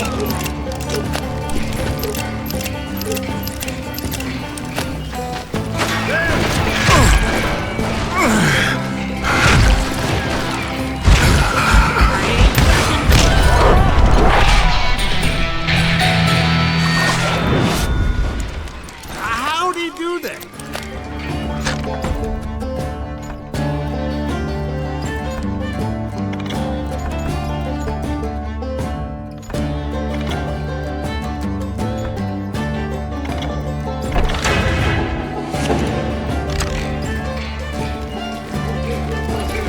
Look at that son of a...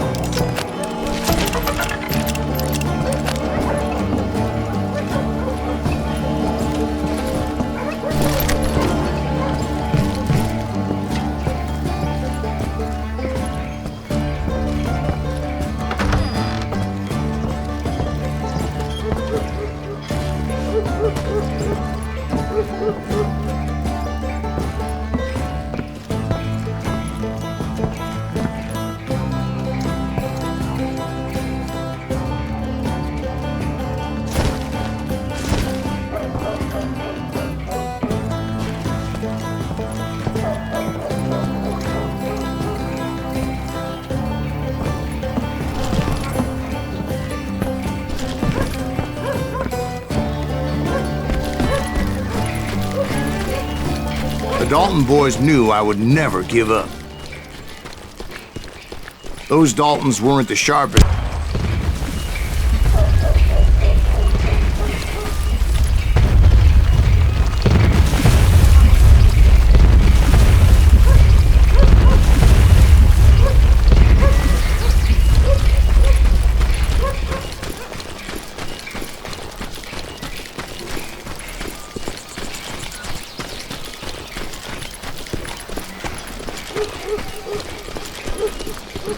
It was Emmett, the youngest, and he decided to stand his ground and face me down. I ain't afraid of you, Silas Greaves. This is where it ends for you. He was determined to protect his brothers, and I understood how he felt. Taking me on all by his lonesome wasn't exactly a recipe for a long life.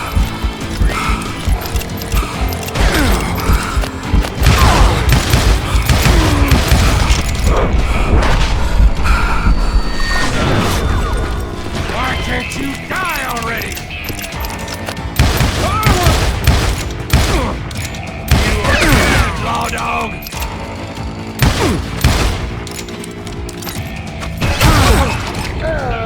But Emmett Dalton survived the robbery in Coffeyville. He's the only Dalton who did. They say he was shot 23 times. Well, Dwight, who do you think put all those damn holes in him?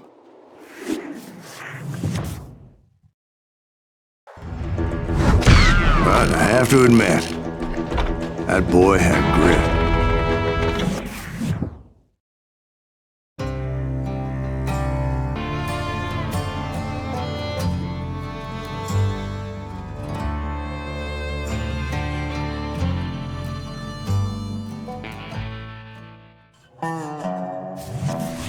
We'll get those suckers!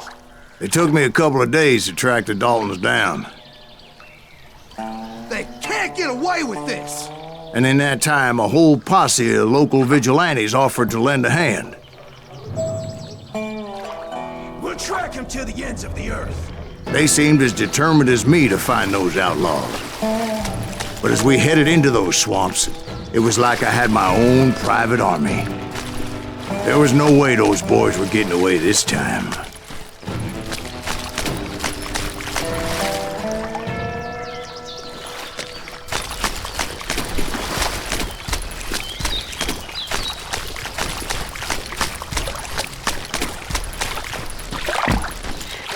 It was early fall, right? Beautiful time of year. At least you had the weather on your side. Not by my recollection. It was damp and foggy as hell.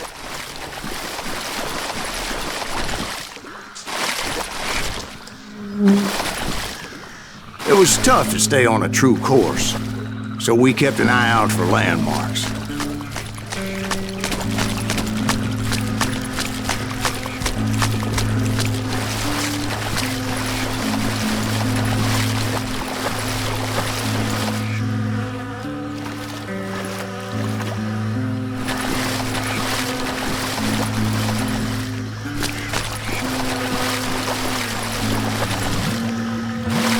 It was autumn. The maple trees were in full color, red as blood.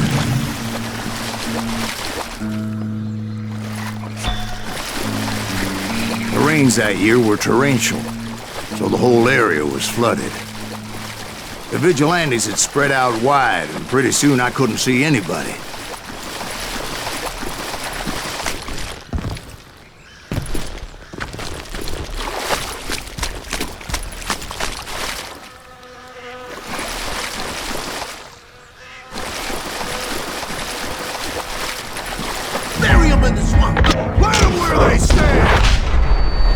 Except for some bitches ahead of me wanted to do me harm. So I had to face them alone. I wondered why my compatriots didn't come running when they heard the shots.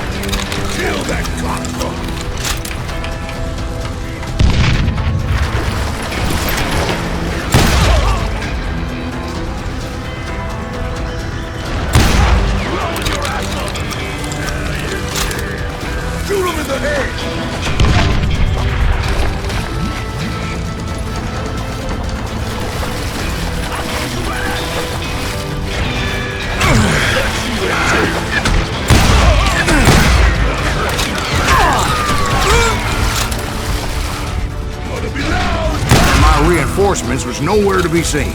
Point being, I was under serious attack.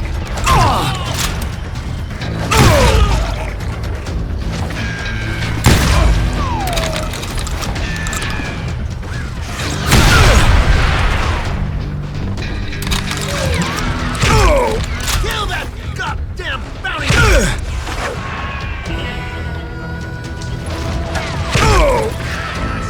Son of a bitch!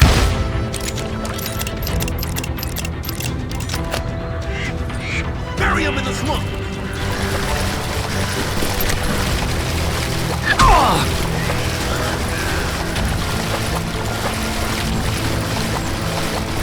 Somebody kill that sumbitch!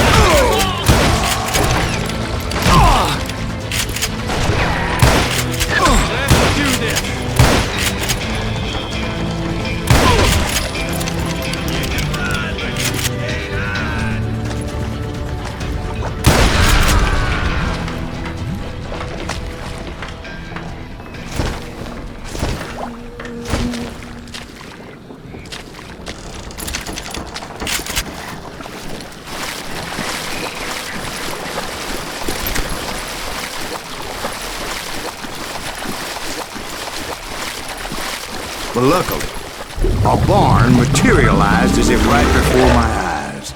I scrambled up top to get a better view.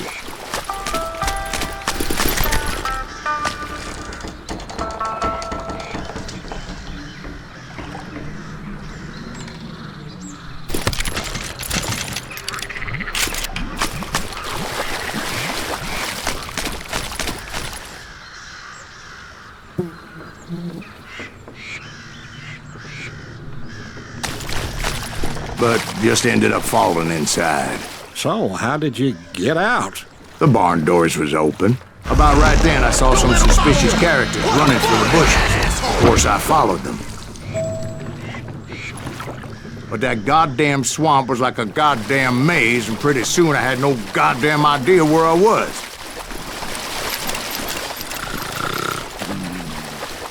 Steve? So I just started walking, and pretty soon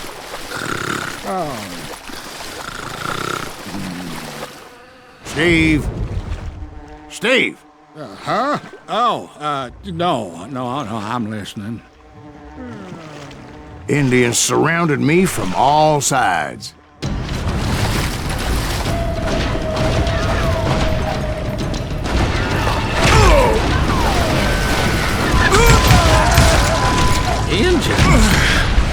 Indians? No. I just wanted to make sure Steve was paying attention. Now, where was I? You were following the Daltons through a swamp? That's right. See, Steve? Dwight's paying attention.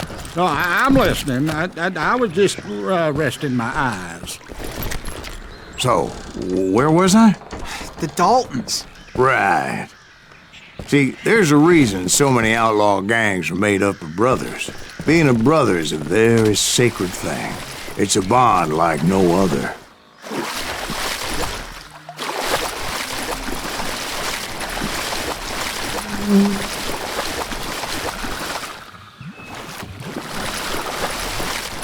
Bounty hunters! Stop that, son of a bitch!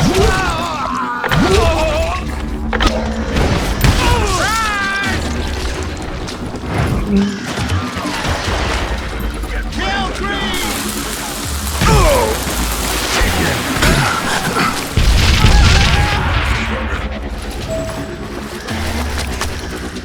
But hell, what's more important than family? I bet Ben knows what I'm talking about. Okay, now you're really pissing me off. You can't hide forever.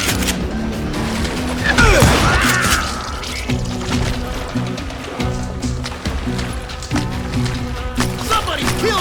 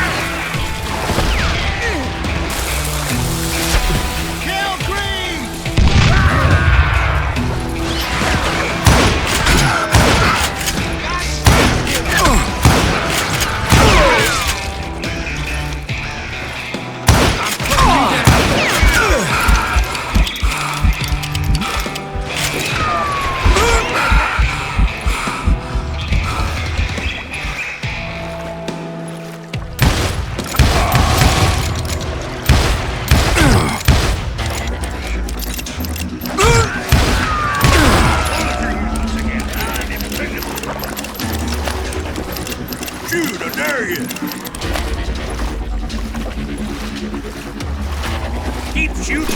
I don't mind.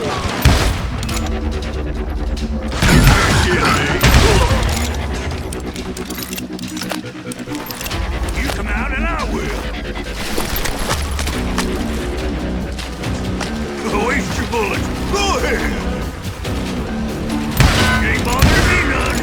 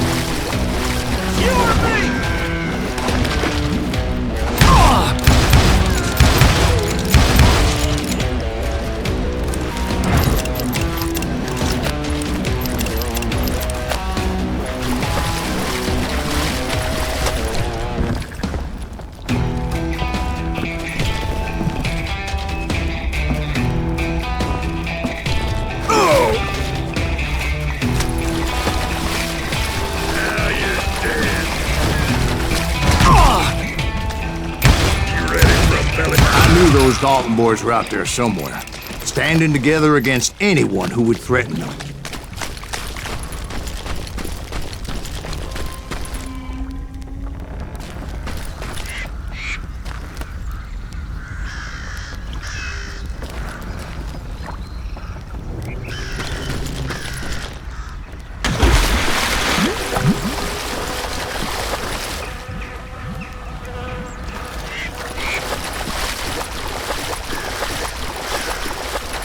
That's when I saw it. A goddamn steamboat. A steamboat?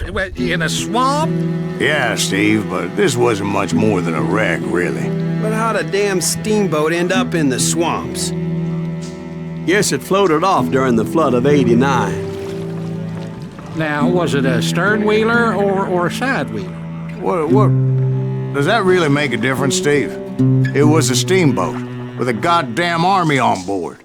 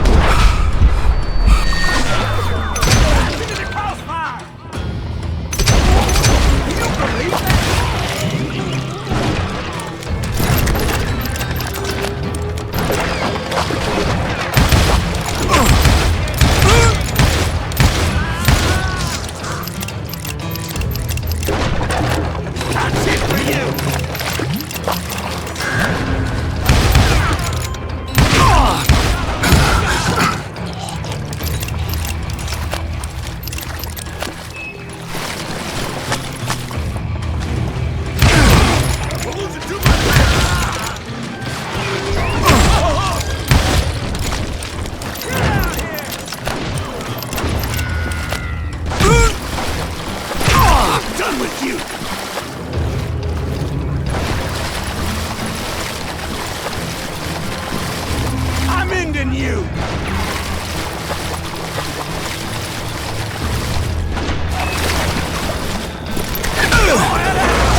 Somewhere up there, the Daltons were waiting on me.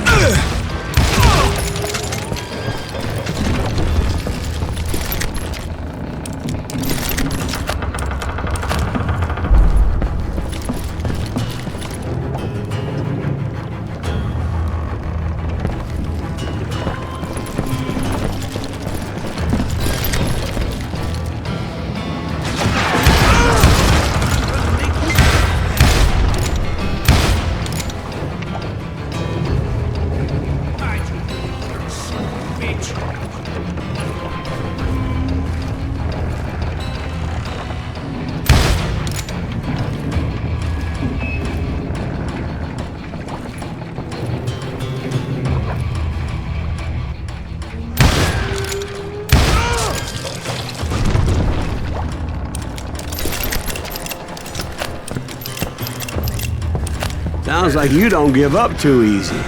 That's the kind of man I am, Ben. I set out to do something. I do it. Surrender just ain't in my nature. Plus, I'm stubborn as hell.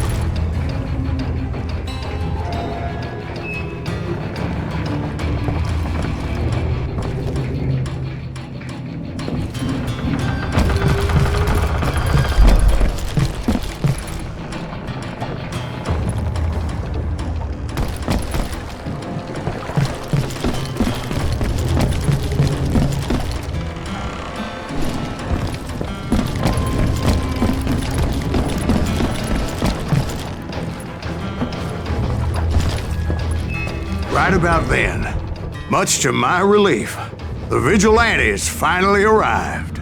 Their leader motioned at a cabin in the middle of the top deck, pointing me directly at the Daltons. I finally had them, after months of dogged pursuit. But it turned out that they had me. Take him out! I'm sending you to hell!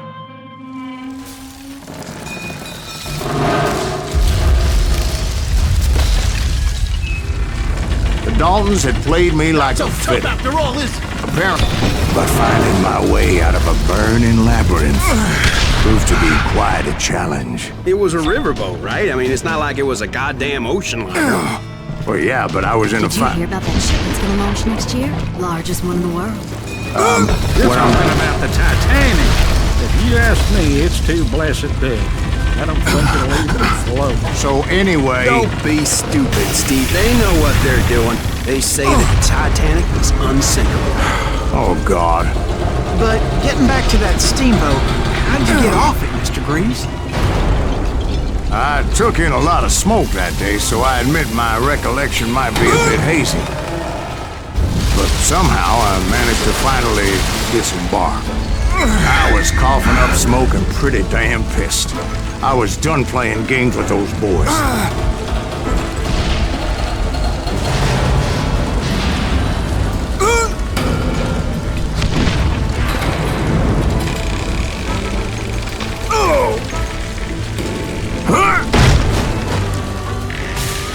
It was time to settle this once and for all. kill that sucker! Someone kill that bastard!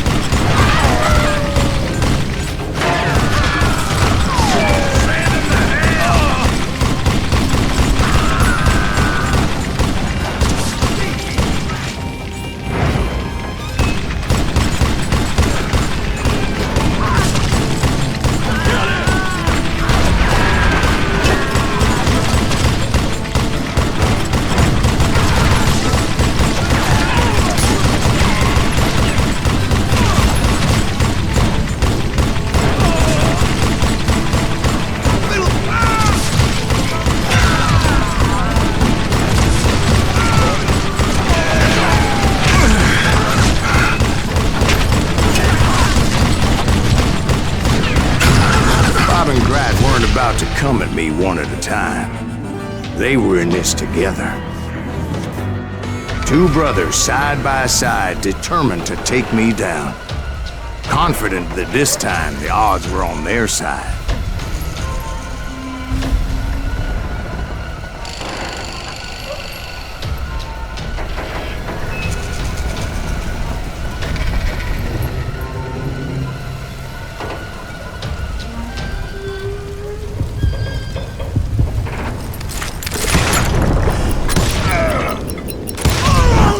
They got it wrong. A sad end for those two. If they'd only known that Emmett was still alive despite his wounds. Paroled 14 years later, he moved to California and sold real estate and lived off the legend of that fateful day. And the tragic death.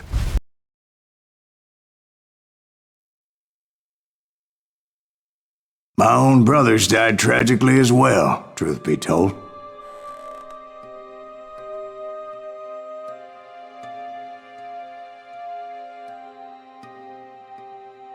It was 1868, and me and my older brothers were pulling a tidy profit running cattle into Juarez, Mexico. One night after my brothers retired for the evening, I found a little poker game in a cantina with a couple of cowboys. And I just couldn't lose. I even won an old Spanish coin that had to be 100 years old.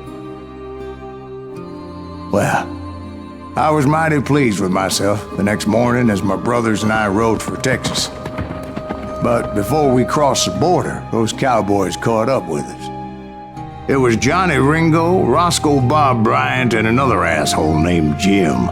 They wanted their money back and everything else we had, including our lives, as those boys didn't want us coming for them later. Bob put that old Spanish coin in my mouth and said, "I won't have it said that I left you with nothing, boy." Well, those horses bolted, and there we hung as those bastards rode away. The branch finally snapped under the weight of the three of us, but being my older brothers were bigger and heavier, they were already dead. And right then I swore to myself that I would avenge them. Ringo you know about. But Bob eluded me, until I heard he was riding with the Wild Bunch.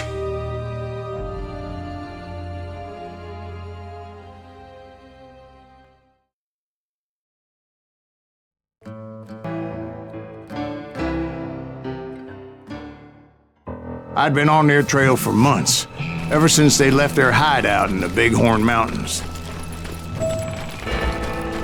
Led by Butch Cassidy, they were a loose association of outlaws who robbed banks and trains from Colorado to Montana.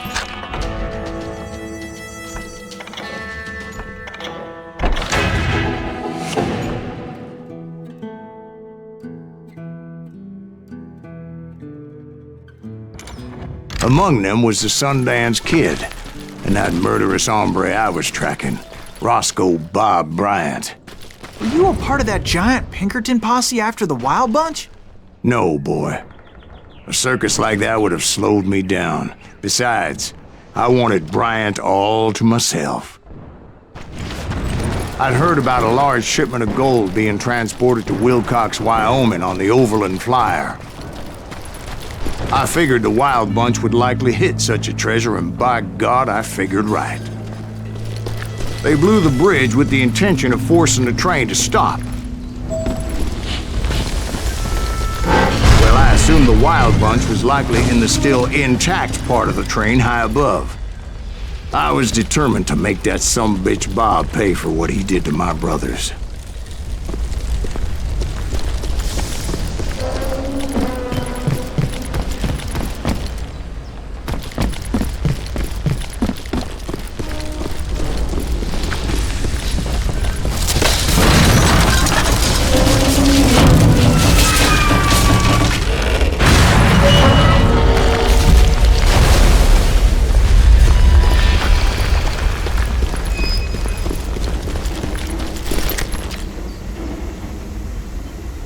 I found the device they used to blow the tracks, so I knew I was headed in the right direction.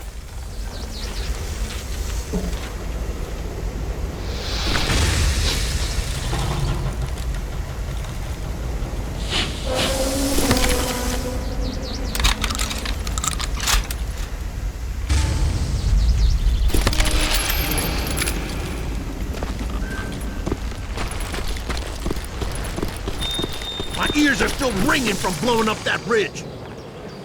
What'd you say? I can't hear a goddamn thing. Well, I made my way off unscathed and came upon a few members of the gang and had no choice but to dispatch them. Shit! That's Silas Greaves! What the hell? From there, I had to negotiate an even more precarious route.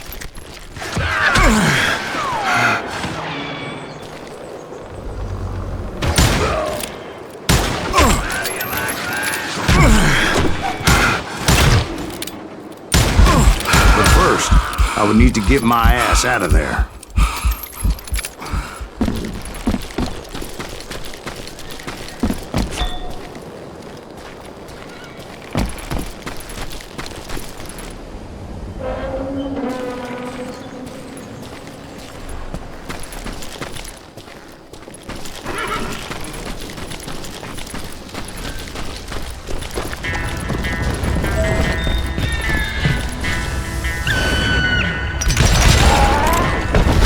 I jumped from the frying pan into the fire as the train was clearly fixing to fall.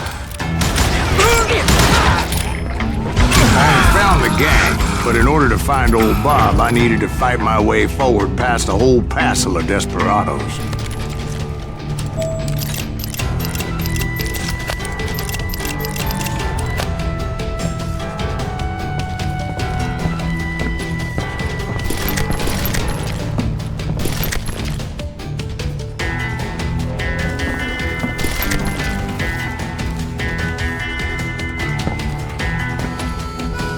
Outside, inside, anywhere I could, I made my way towards my prey.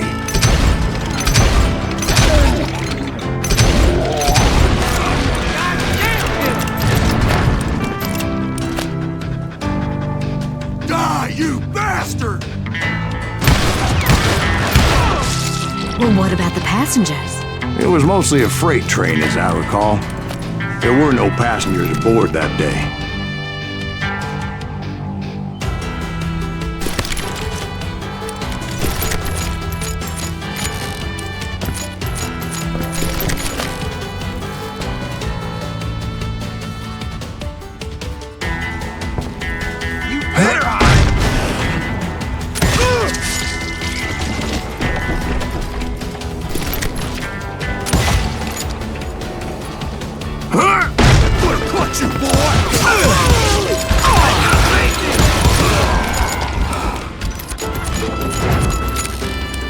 You're dead! You hear me?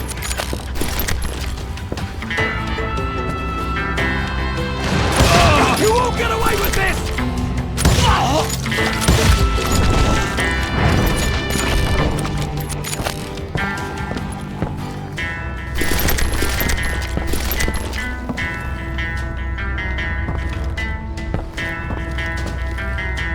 As I mentioned before, I am not fond of heights. But I was too busy dodging bullets to worry about falling to my death. Odds were I was likely to die that day anyway. So I was determined to take down as many of those bastards as I could.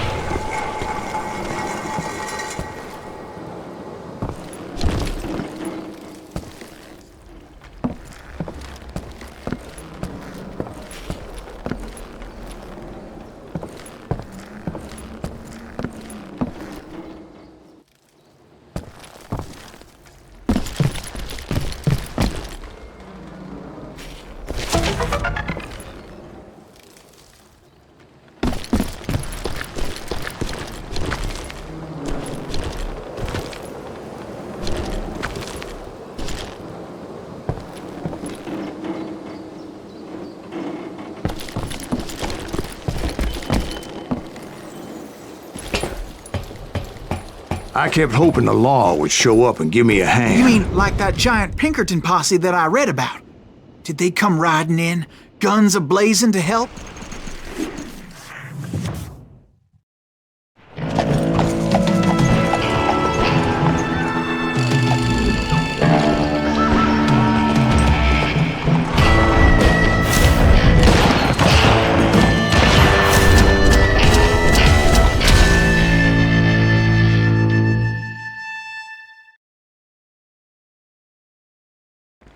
Help? From the Pinkertons? No, son. I had to fight the Wild Bunch all by my lonesome, as usual. Who the hell is that? Just shoot him, for Christ's sake! Got cover! Retreat! Retreat!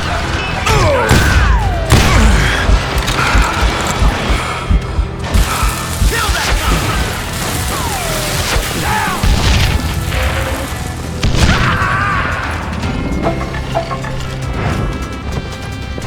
He's killing everybody! Law dog!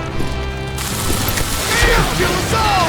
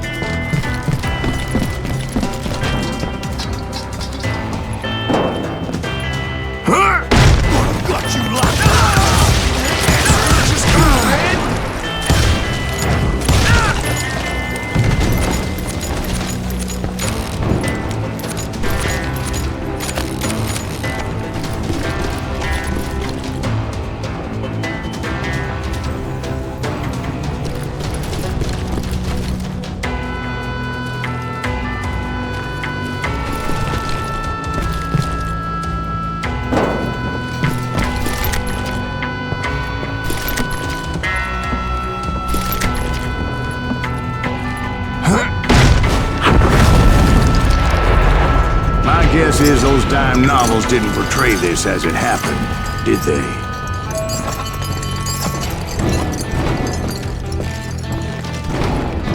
Only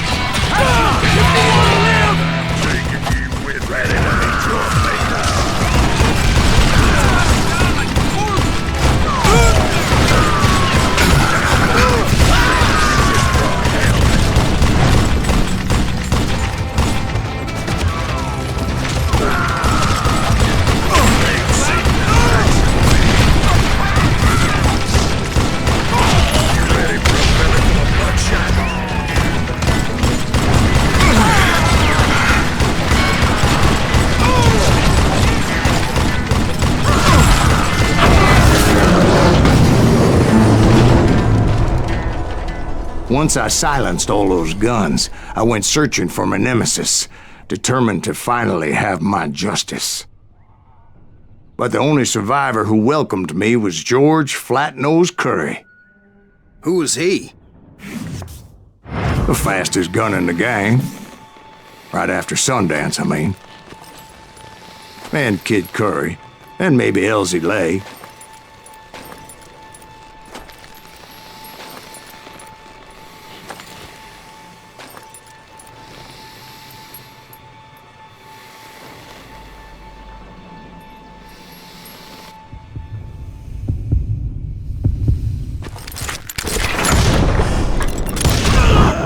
On that very same day, Butch Cassidy and the Sundance Kid decided to leave the Wild Bunch behind and decamped for South America.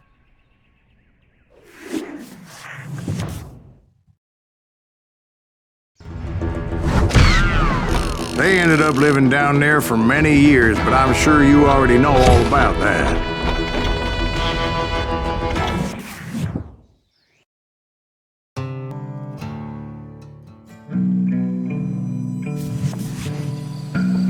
I tried to find Bob Bryant, but it was as if he'd disappeared. Sometime later, I heard the Wild Bunch was back together. Kid Curry escaped from jail, and now he was running the whole shebang. So I took to their trail, as I was still in pursuit of my brother's killer and hoped that he was back with them.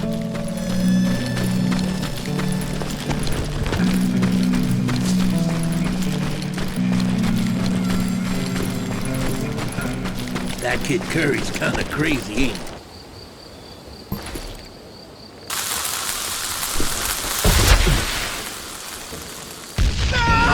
Who's shooting at us? We're under fire!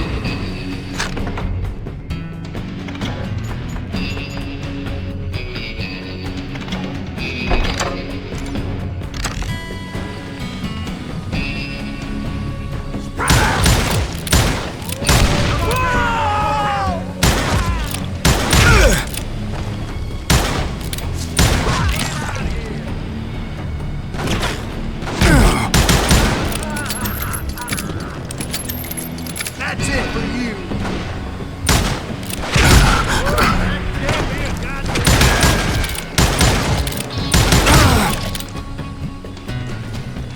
I'm ending you.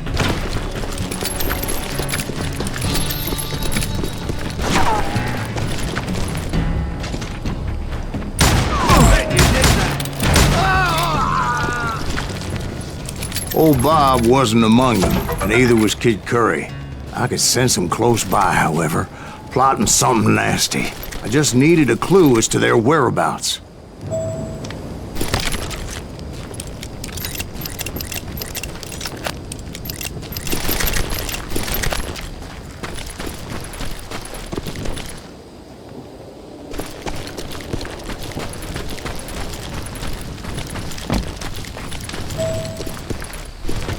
And I found one. A map with their bold plan clearly marked. This time they were fixing to blow up a train trestle. Property of the Union Pacific.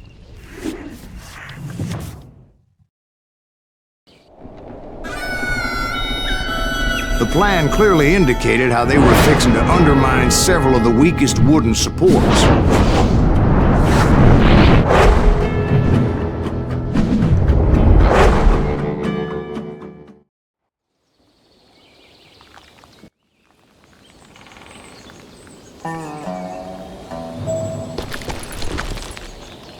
Kid Curry was considered the wildest of the Wild Bunch. It was said that he fathered 85 bastard children, though some say it was only 5.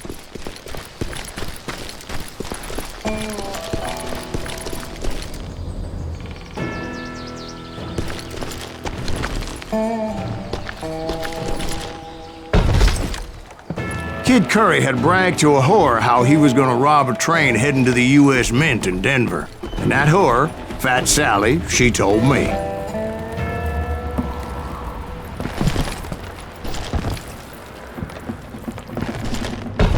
The bridge was rigged with dynamite, so I decided I'd best be careful confronting those bastards.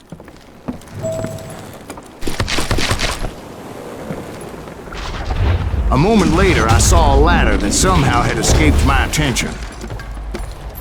Don't you blow us up now. Don't worry, I know what I'm doing.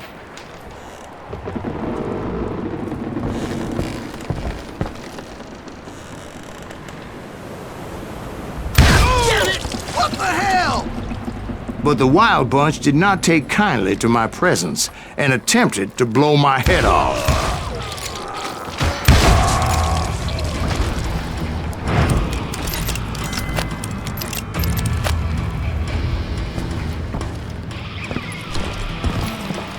It appeared the kid had found a number of new recruits to bolster their ranks. Guess there's always desperate men willing to trade their lives for stolen treasure.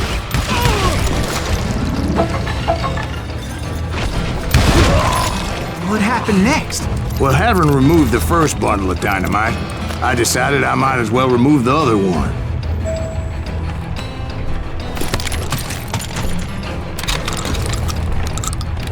Once that was done, I figured I'd find my way from there.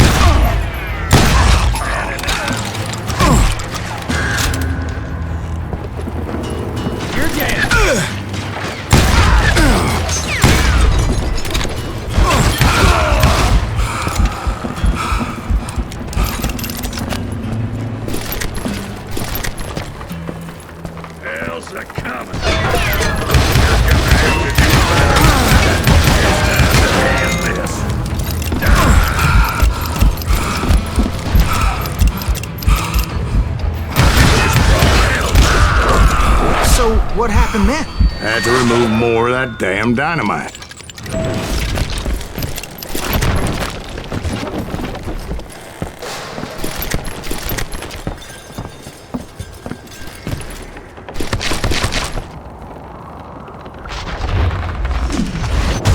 It must have been terrifying trying to make your way across.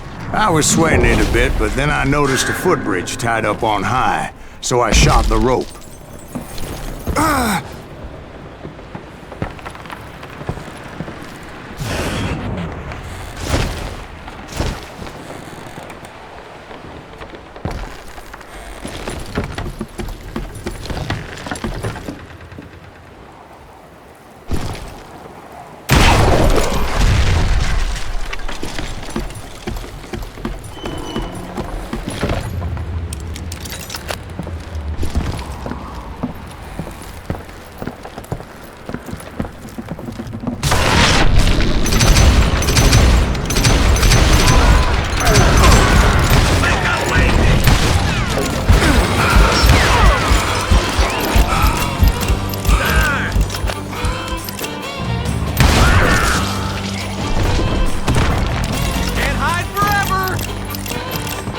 So that was all the dynamite? Funny you should mention that, darling. As actually, there was a fourth charge impeding my progress. I'm putting you down! Once I removed it, my path was pretty clear.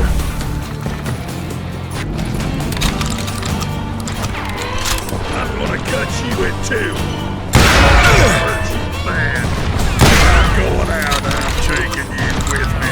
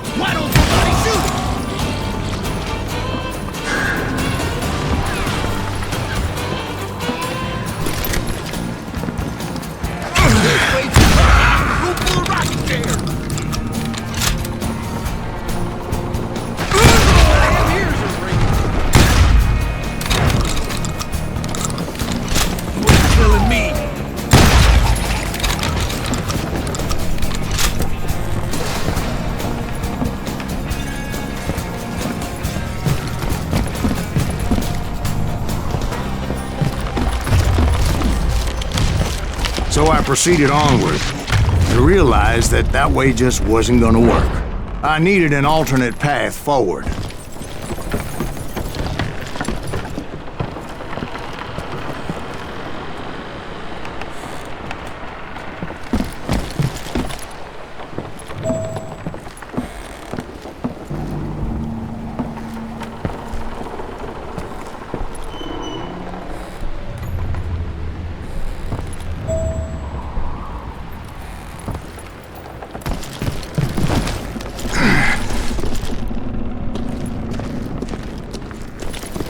Luckily, I found a cave, and as I made my way back to the bridge, I saw something that concerned me. It was a long, burning fuse, and it was moving fast as hell. I had to catch it.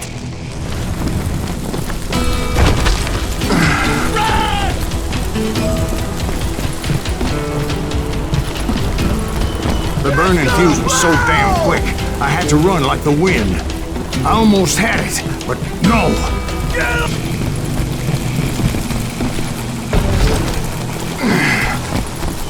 I knew that failure meant boom.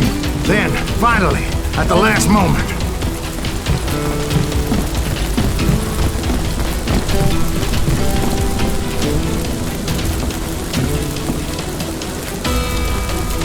Whew. Of course, I was successful, or clearly I wouldn't be talking to you folks here today. Naturally, I removed the last dynamite charge. Well, it was a touching reunion.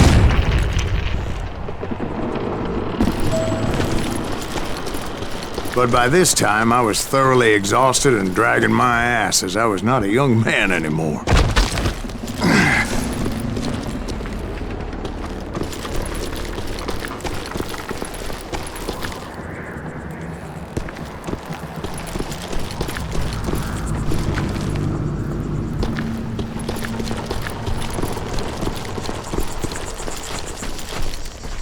Kill that SOB!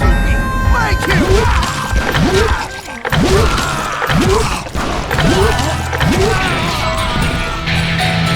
the hell is that guy? He's crazier than Kid Cudi, ask me! Out of here, than a damn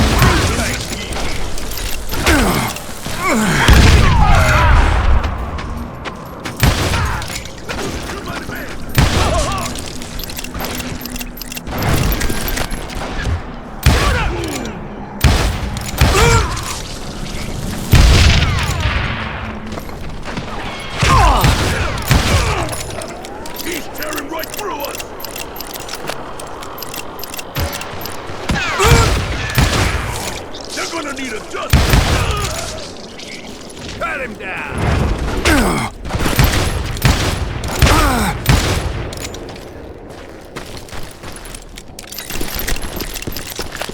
Catch him in the crossfire! Just when I thought things couldn't get worse, Kid Curry opened up on me with a goddamn Gatling gun. It was hidden in this tunnel and pretty well shielded.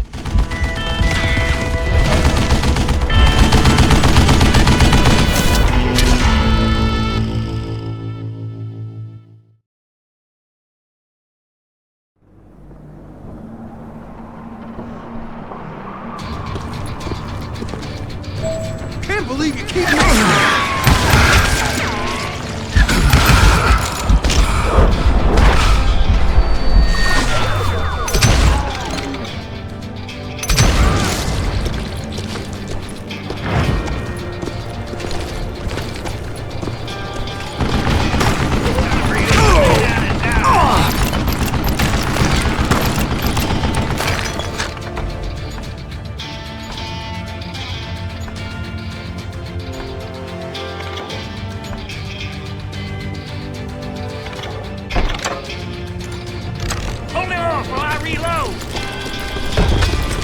Luckily, I had located some dynamite. I still, however, had my work cut out for me. That smells like a day! This is the last mistake you'll ever make! Are you kidding me? You can't beat me! Yeah!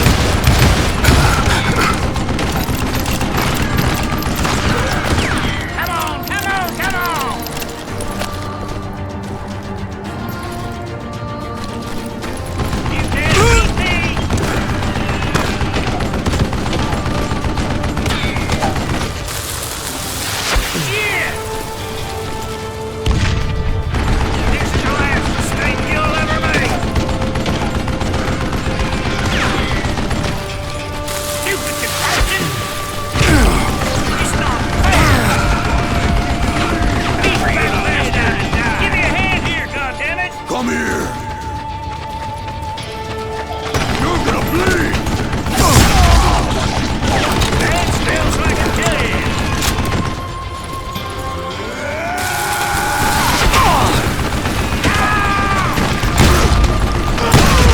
You know who I am?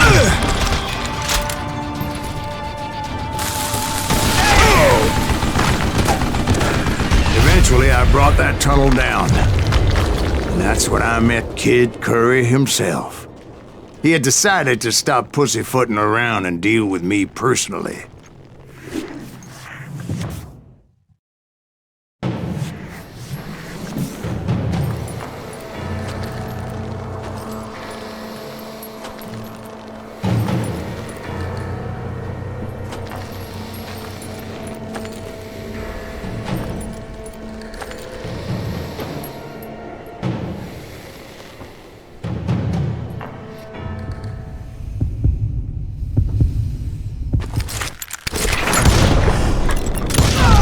Fast as he was, I was just a bit faster. And as he lay wounded, I demanded to know the whereabouts of Roscoe Bob Bryant. He shouted at me, "Is that what this is about? Bob went with Butch and Sundance to South America. You ain't never finding him."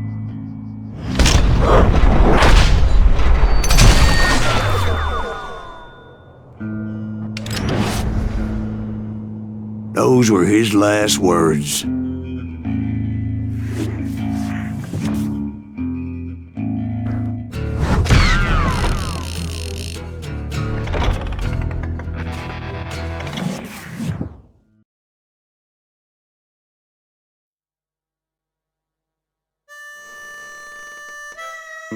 So, Bob Bryant got away? I knew I'd never find him in South America. What about the other killer? Yeah, you kinda glossed over that one. Well, I found Jim not long after my showdown with Ringo. At the time, he was riding with the James Younger gang. Did I neglect to mention that?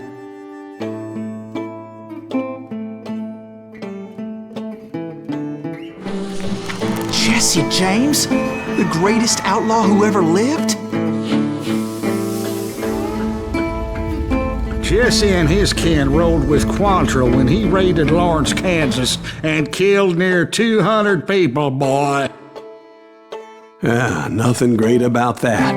And from there, him and his brother went on to rob banks and trains from Kansas to Missouri. Which is why there was such a rich bounty on their heads. 40 grand for both of them, dead or alive.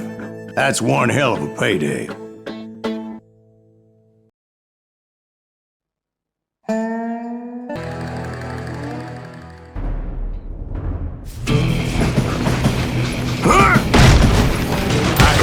Them as they were robbing a train. Bullets were flying at me from every which way. But I knew I'd have to fight my way forward if I was gonna find this Jim.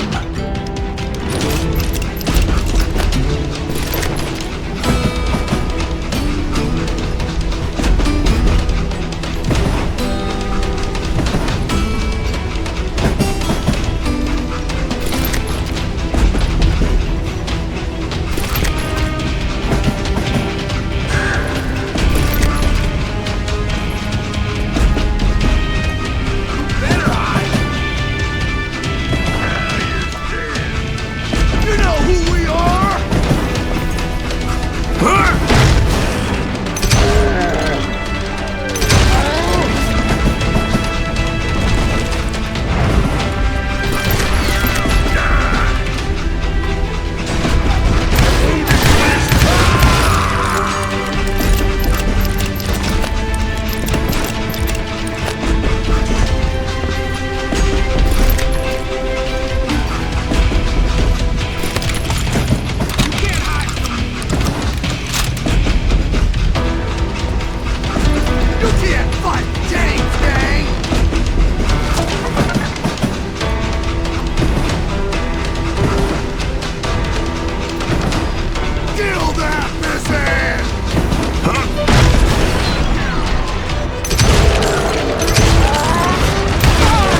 Now, wait a second. How'd they stop this train in the first place? Well, the James boys were experts at this.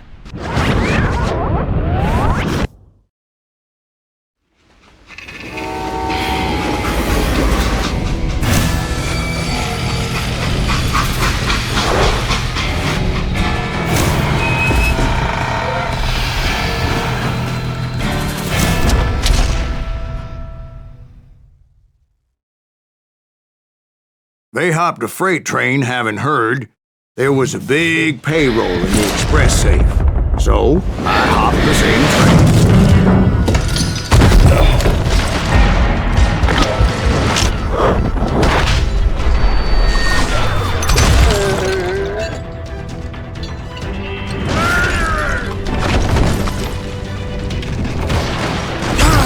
The James Younger gang was decimated after that little fiasco they had in Northfield, Minnesota.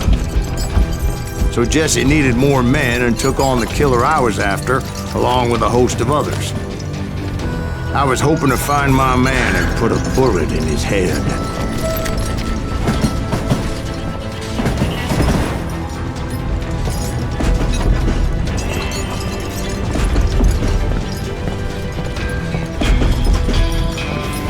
Climbing around that train, I must have swallowed 100 damn bugs before I reached James that... Younger gang pulled the first train robbery west of the Mississippi. Sounds like you hold them in high regard. Everyone knows they were the most famous outlaw gang ever. And you took them all on by your lonesome. Again.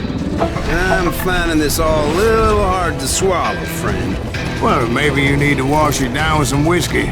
By the way, did I mention that that train was flying down those tracks like a bat out of hell?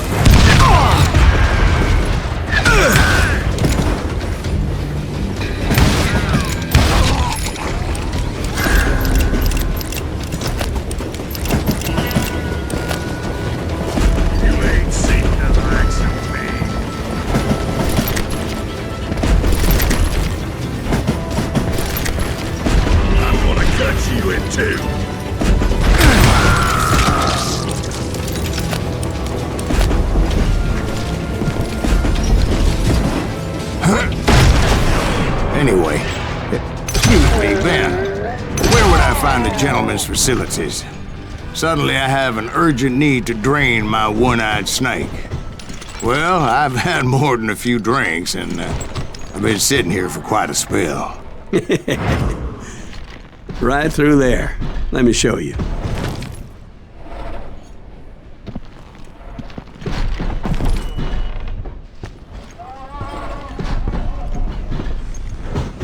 I never heard so much malarkey in my life. You think he's bullshitting us? You don't think he's Silas Greaves? I think he's just some old drunk looking for some free liquor.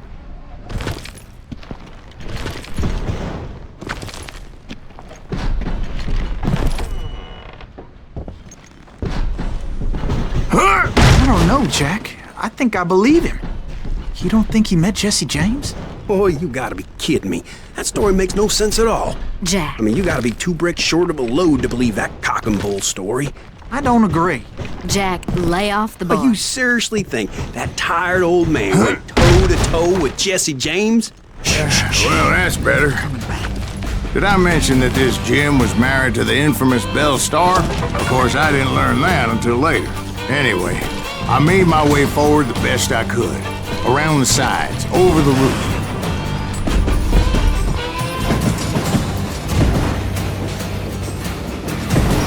I think he's scared. At some point, some bitch saw me and shouted out, "It's the damn Pinkertons!" It's the damn Pinkertons! Now, I never worked for that lying cocksucker, but I guess they assumed I was one of his assassins. Stupid son of a Those evil bastards firebombed Jesse's mother's house and killed his stepbrother. So it's no wonder each and every asshole on that train wanted me dead. Everybody's always mistaking you for somebody else, aren't they? Why is that, I wonder? Don't rightly know, Jack. I'm just telling you how I remember it. I bet you are.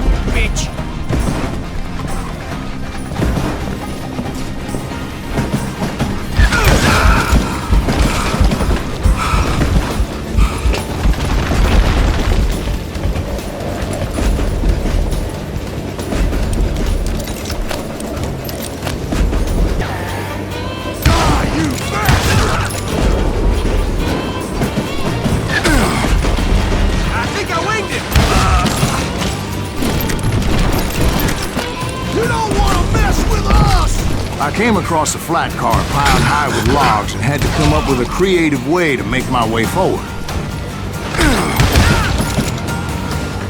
I'll kill you! Let's do this! I wondered if I was ever gonna find the front of that train, or the bastard I was after. Jesse hired a damn army after Northview. Guess he didn't want to be outgunned like that ever again. Right about then, I was attacked by some asshole on a Gatling gun. Well, seems like you run into a lot of them. Asshole? Gatling guns. Yes, I did. Now, I don't remember how I took it out. It was either a bullet or dynamite. Where would you find dynamite? Does it really matter, Jack? You're messing with the flow of the story here. Time to die! Gatling guns. Yes, I did. Now, I don't remember how I took it out. It was either a bullet or dynamite. Where would you find dynamite? Does it really matter, Jack? You're messing with the flow of the story here.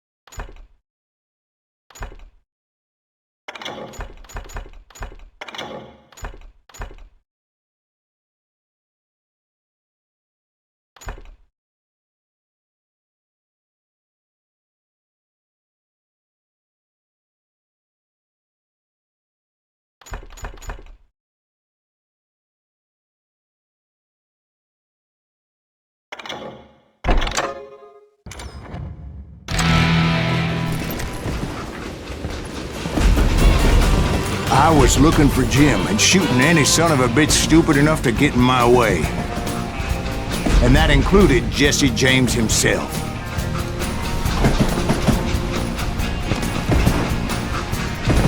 Had enough?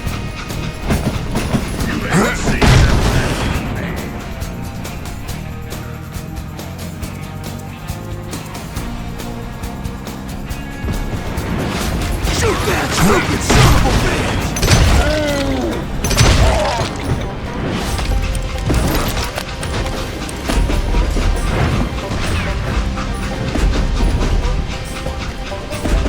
Death is coming for you. Now I'm gonna...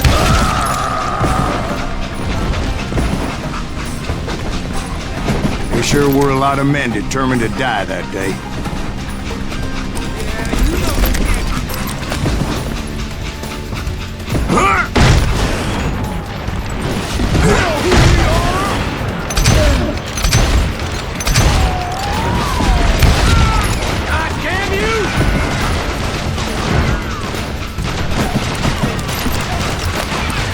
Goddamn law dog!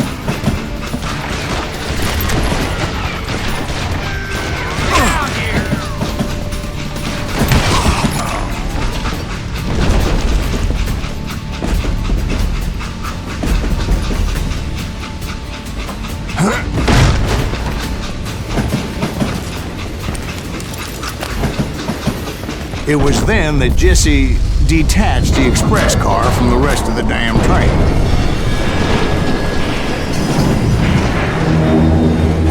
I could see Jesse waiting for me, fixing to kill me so he could get away with all that money.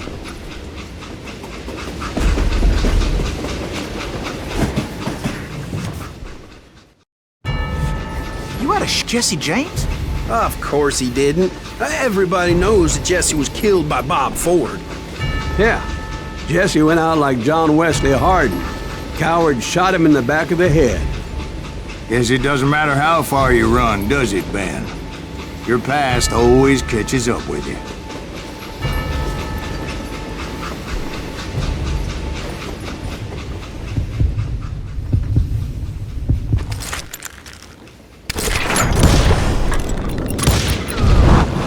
Yeah, I didn't kill Jesse James.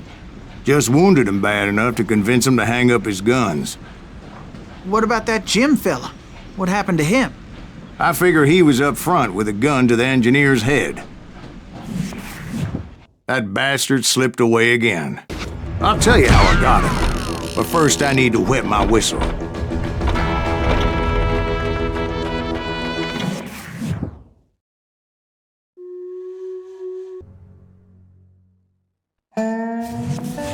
After my showdown with Jesse, I continued to track his brother, Frank, and that son of a bitch, Jim.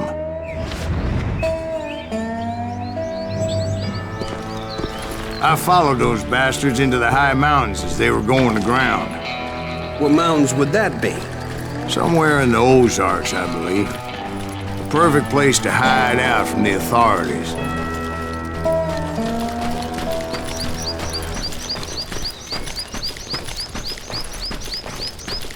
In fact, before I could find them, some Indians who fled the res and were hiding out from the military found me first. They probably thought I was a cavalry scout and didn't want me telling the military where they were. Injuns? Yeah, they could have been Cheyenne, but there was all sorts of renegades roaming the landscape back then.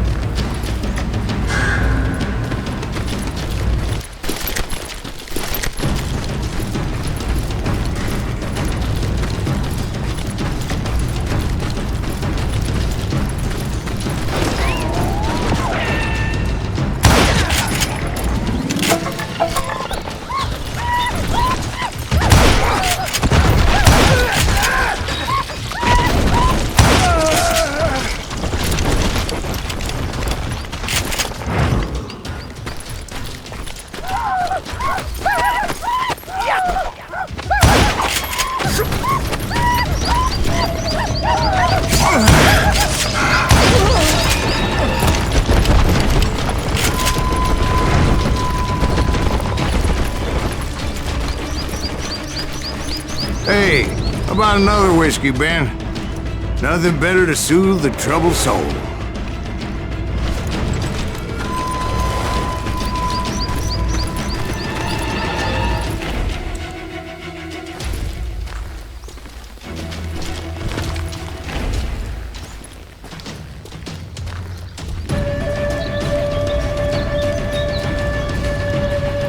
Now, where was I? Indians, right. I had more than my share of run-ins with the red man. Like that time, did I tell you about Grey Wolf? Yes, sir. You did. Ah, of course I did. In fact, I could still remember that old medicine man's words to me. Jesus Christ, we're back to that again? You carry great darkness in your heart. It will claim your soul. You will come to this place again and kill many more men.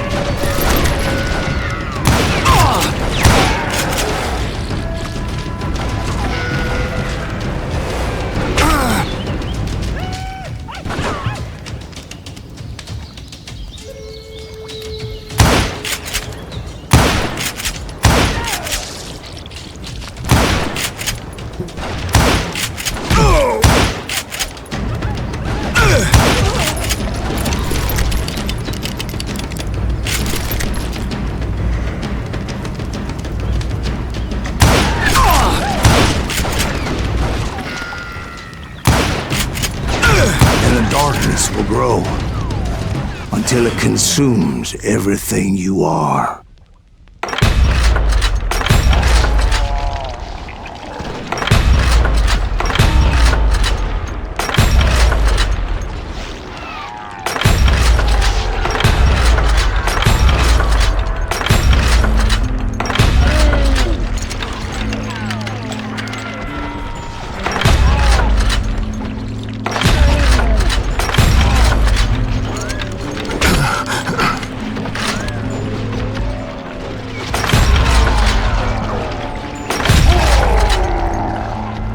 So, did you ever find it?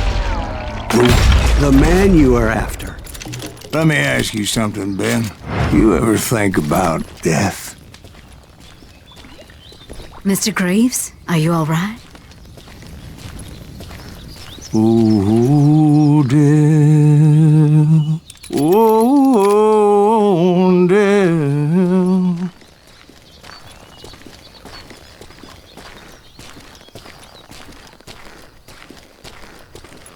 Won't you spare me over till another year? What is this that I can't see with ice cold hands taking hold of me? Oh, death. Oh, death.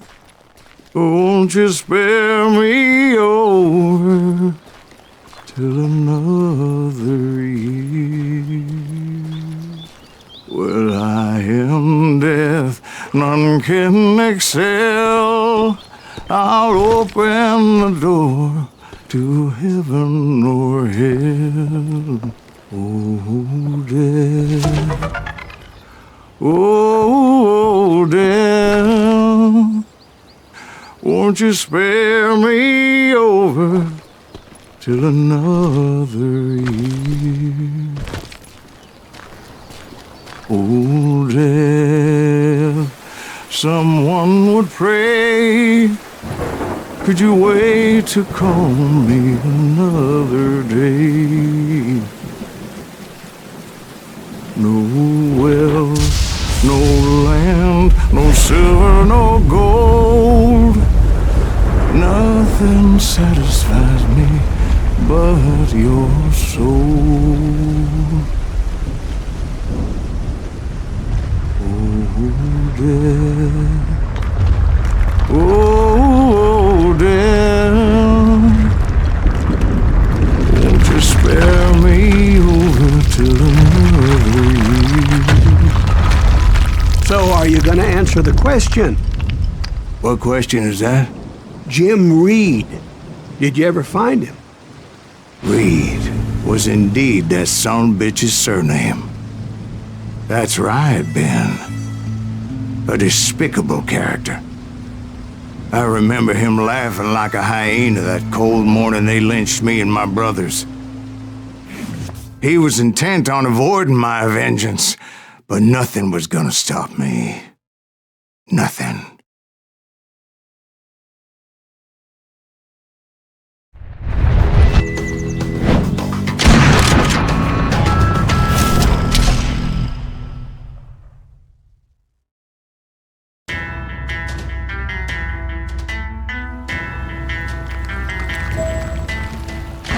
I finally did track those outlaws down. They had long rifles with scopes and were well positioned to pick off any poor soul.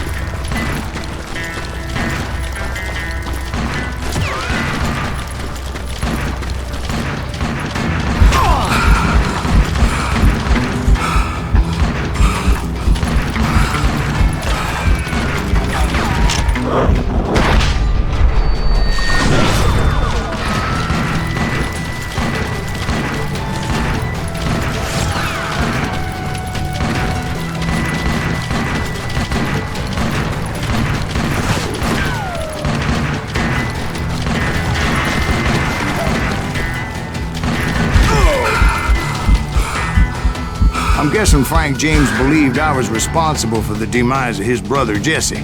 I couldn't really disagree with the man, as I thought Jesse was dead then as well.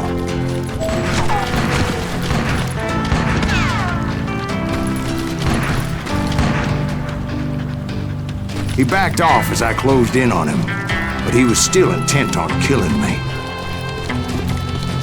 And when I closed in on him again, he backed off again, looking for a better angle on me.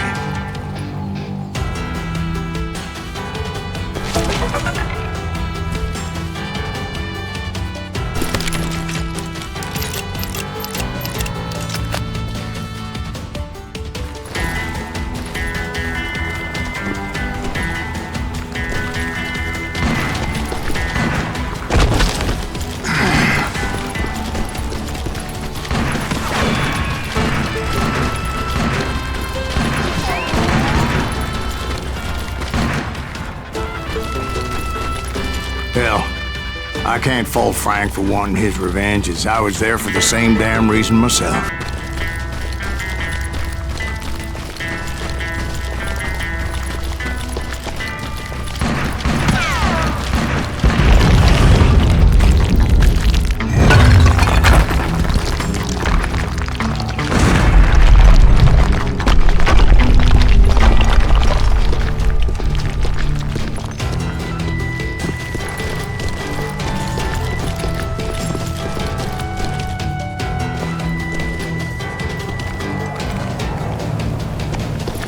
Isn't that...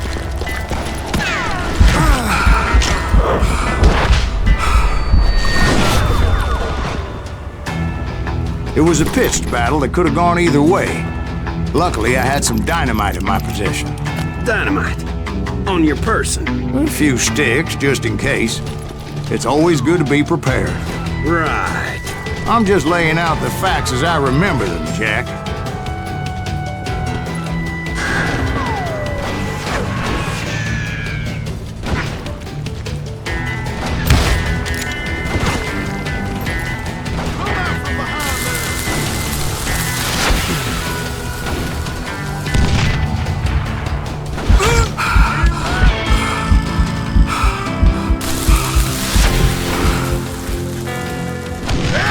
Son of a bitch!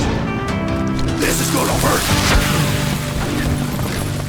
Take him out! He's just one man! Gonna cut you a new smile!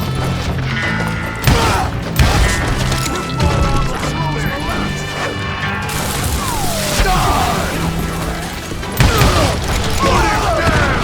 I want that bastard dead! Death is coming for you. You're gonna have to do better than that.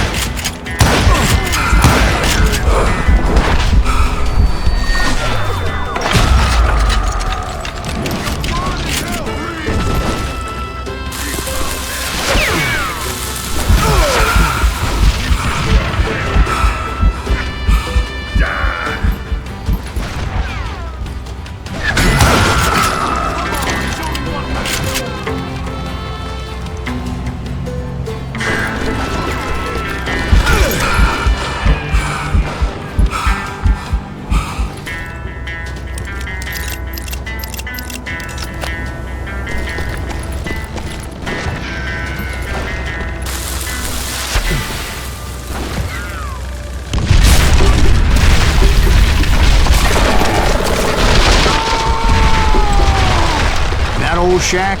Well, it went tumbling right off that cliff. With Frank James still in it? Yes, sir.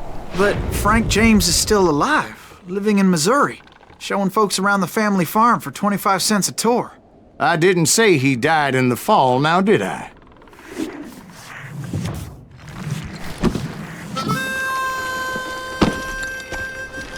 I'm done with this damnable outlaw life! Kill me, don't kill me, do what you will! At this point, I just don't give a shit!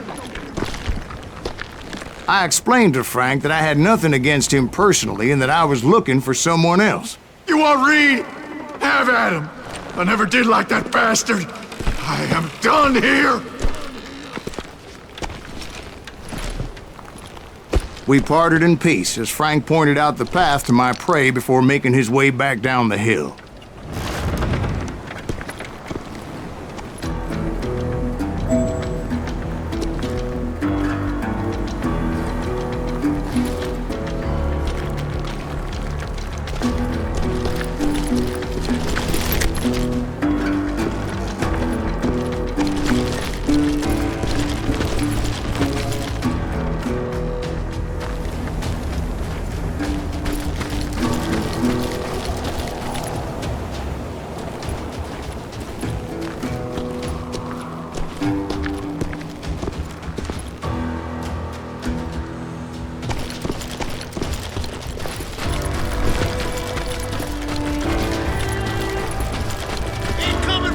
So, what happened with Reed? Well, I finally found the last of the gang hiding in a nearby cave.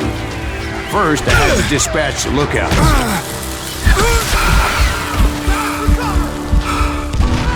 But I was determined not to let that murderer escape my revenge again.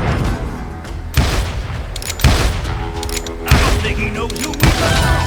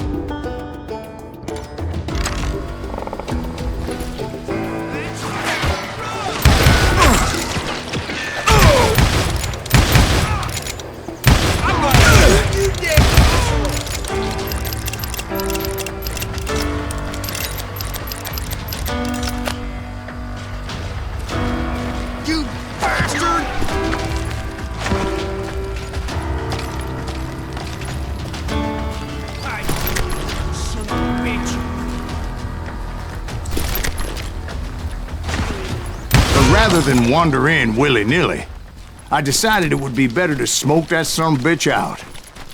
"Hey, Reed!" I shouted. "No wonder you're so ornery. Can't be easy being married to Belle Starr. While you're off providing for the family, she's spreading her legs for every Tom, Dick, and Cole Younger. Not an attractive woman exactly, but very friendly. At least she was to me." Son of a bitch! It was then that the last bunch of bandits jumped out of hiding. Why won't this asshole give up? Would someone please kill him?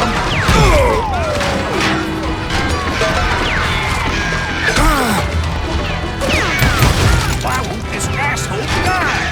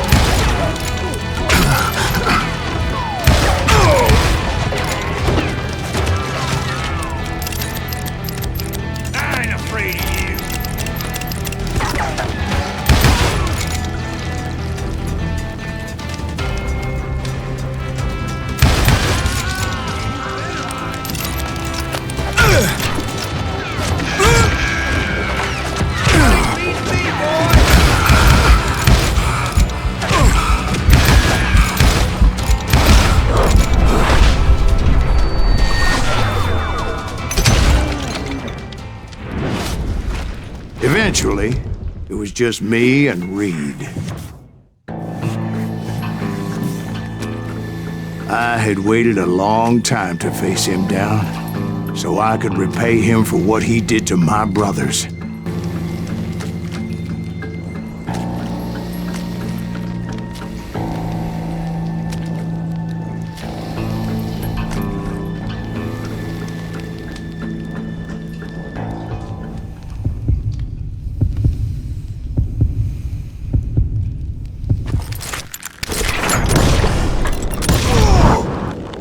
And repay him I did.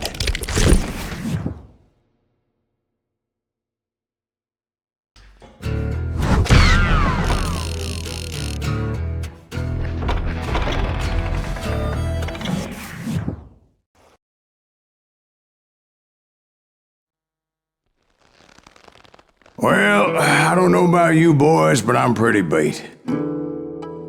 Well, it's too damn bad you never found that Bob character. Seems a shame you never had to pay. Well, funny thing about that, I did have one more chance at him.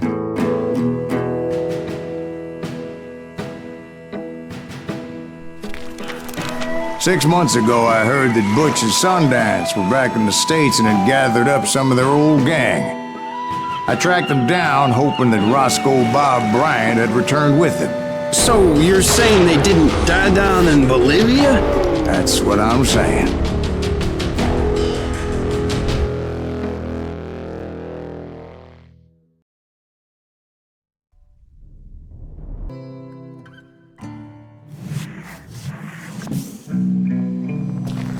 For 40 years I had waited to get my hands on the last of my brother's killers. Not even an army of demons could have stopped me now.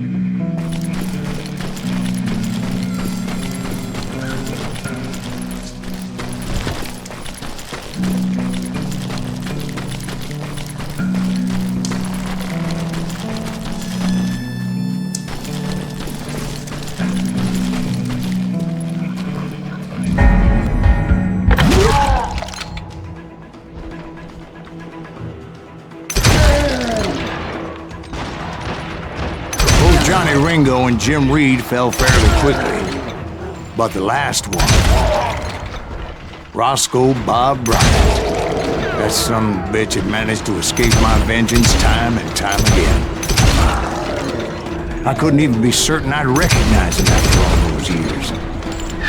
By now, he had to be close to 70. But for all you know, he could have been dead. That thought had indeed crossed my mind. As did others.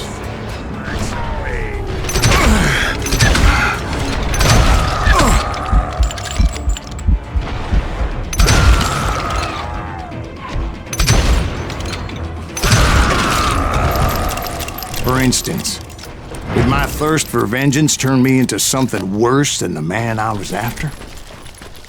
By this point in my storied career, I had killed more men than Bob Bryant ever had.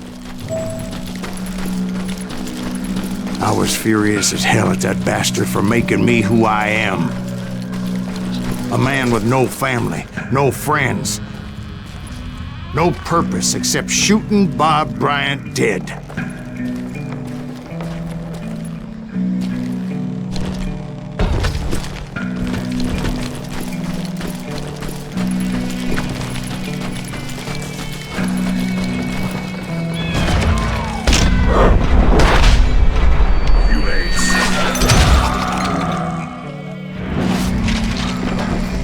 Nothing could stop me from taking his life. I'd been after that killer forever.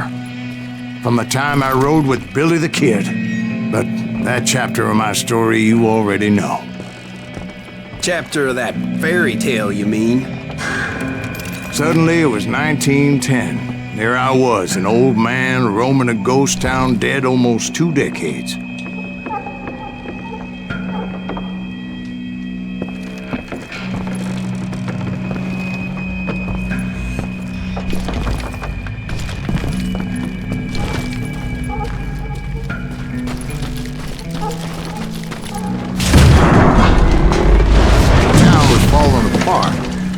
Just like me.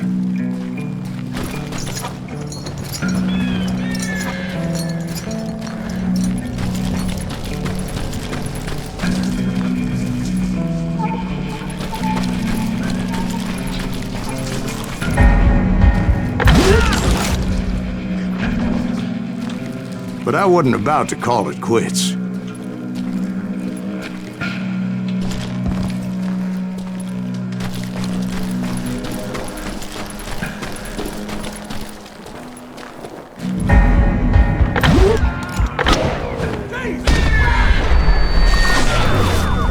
Even though the ghosts of my dead brothers were begging me to end what I started so long ago. Mr. Greaves, are you all right? Would you like some water? The Wild Bunch knew I was there. They were after a treasure they had hidden before they fled, buried in the grave of a dead amigo. Kill that old timer!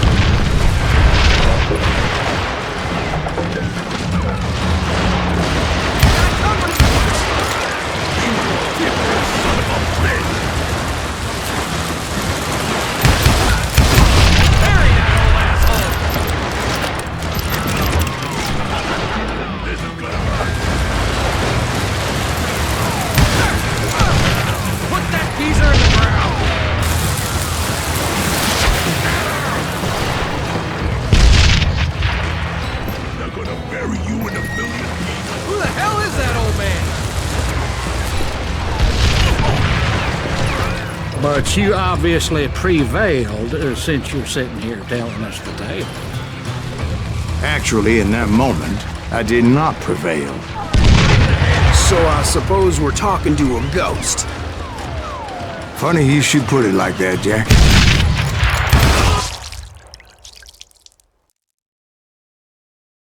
Because when I woke up... From the dead? There was silence all around me.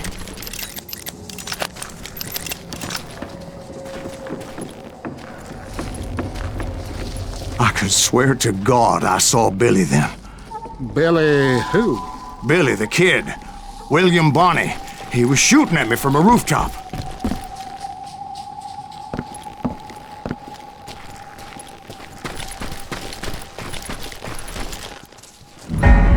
Here, there, and even over there. So I am right. You are titched in the head. Mr. Greaves, perhaps we should switch you to coffee? You see that old Indian again, too? I wondered if maybe I was dead, too, and confronting the ghosts of my past. Perhaps all my sins were coming back to haunt me and drag me down to perdition.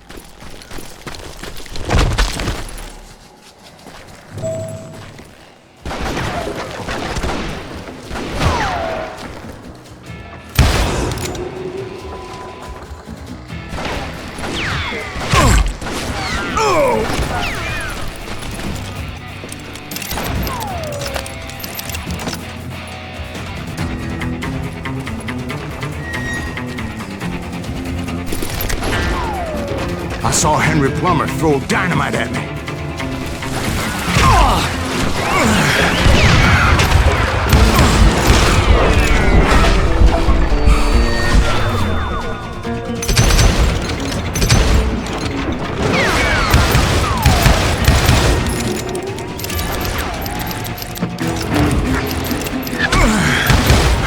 And in the gates of the cemetery, I saw John Wesley Hardin.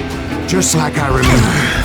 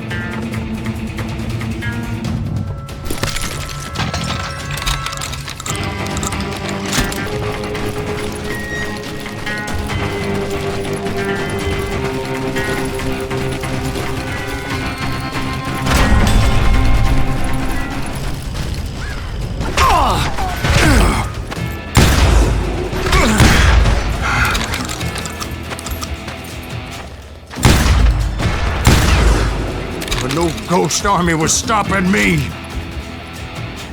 My father-in-law got hit with a fallen branch. He spent the rest of his life talking to dogs.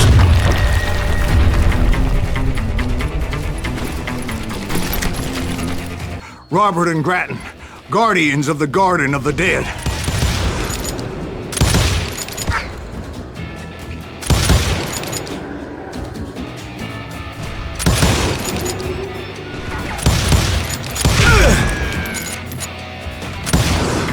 George Curry and Harvey Logan, alias Kid Curry, both thirsty for vengeance from the great beyond.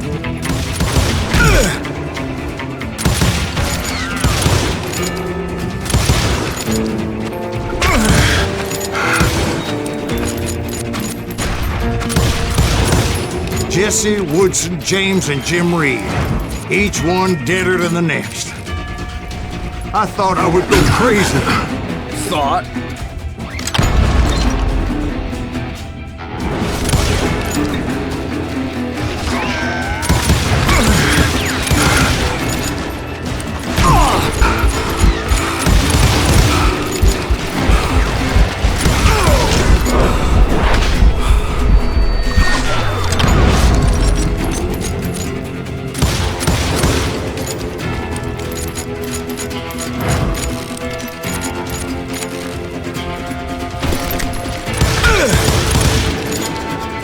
Finally, I saw Harry Alonzo Longabaugh. The Sundance Kid?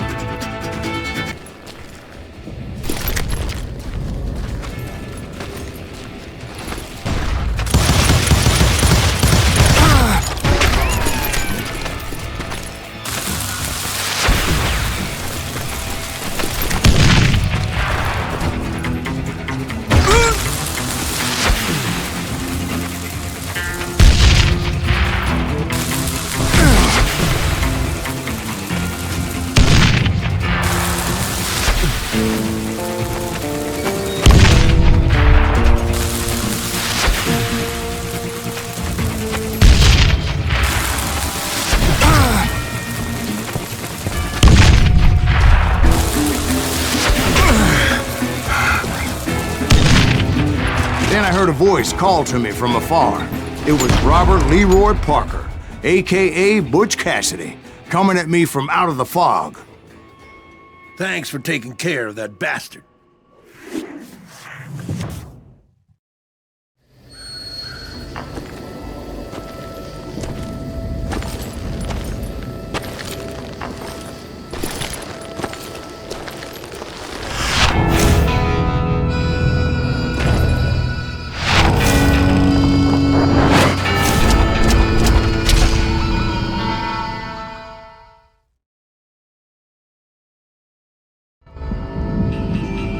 But the kid wasn't quite deceased.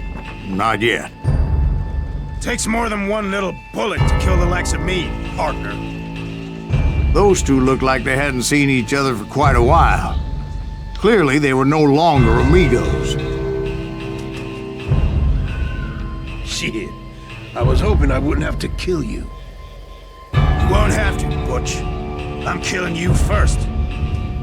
I asked them about Bob Bryant, but they were too busy with their own heated conversation. Let me get this shit straight. You want my money and the love of my life? You frittered it all away, Butch. Eda's mine. So is that damn money. I didn't want to shoot anybody until I had an answer to my question, but those boys didn't give me much of a choice.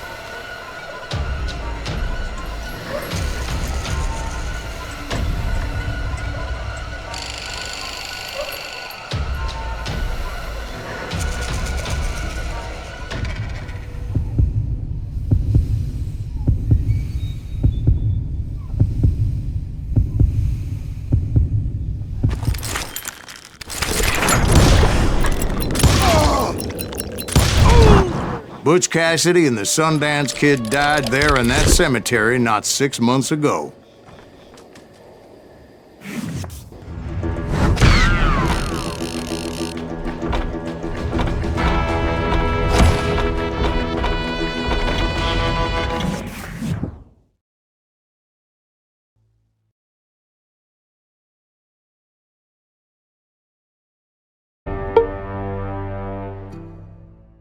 Butch Cassidy and the Sundance Kid were killed by the Bolivian army. Everybody knows that. That's the legend, but it ain't the truth. So, you never found Bob? There is no Bob. This old sumbitch ain't even Silas Greaves. Sir, is that true? Have you been pulling our legs this whole time? Well, not the whole time. Oh man, I think you've worn out your welcome here. Maybe you're right, Jack. Maybe it's time to pay. You see, Ben, or should I say Bob, your past always catches up with you. I was a different man back then, crazy. Drinking, I've changed my ways, I swear to you. If I could turn back the clock, But you can't, Bob.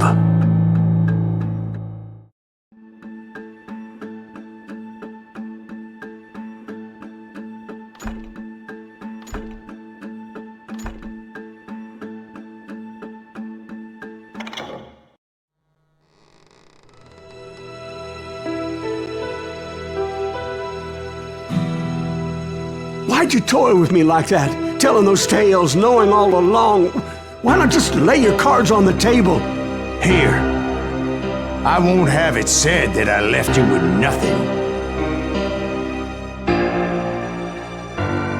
That's how you want it?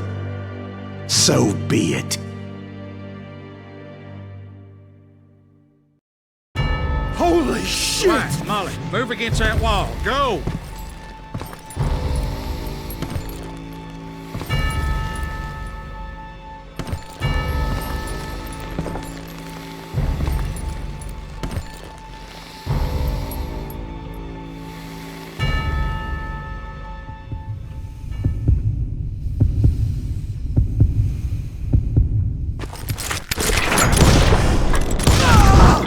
Oh my God! Oh, Jesus!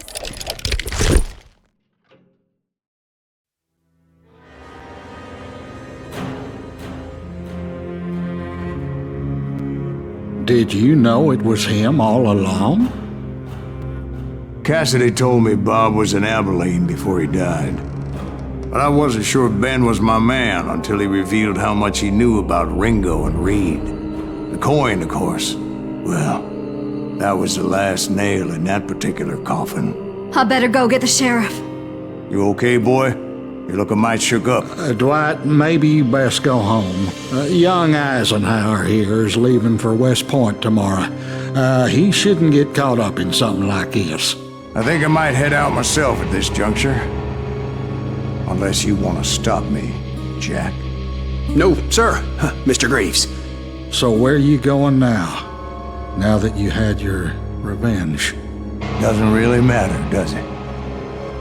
As I've sold my soul for it, and will never again walk with those I have lost.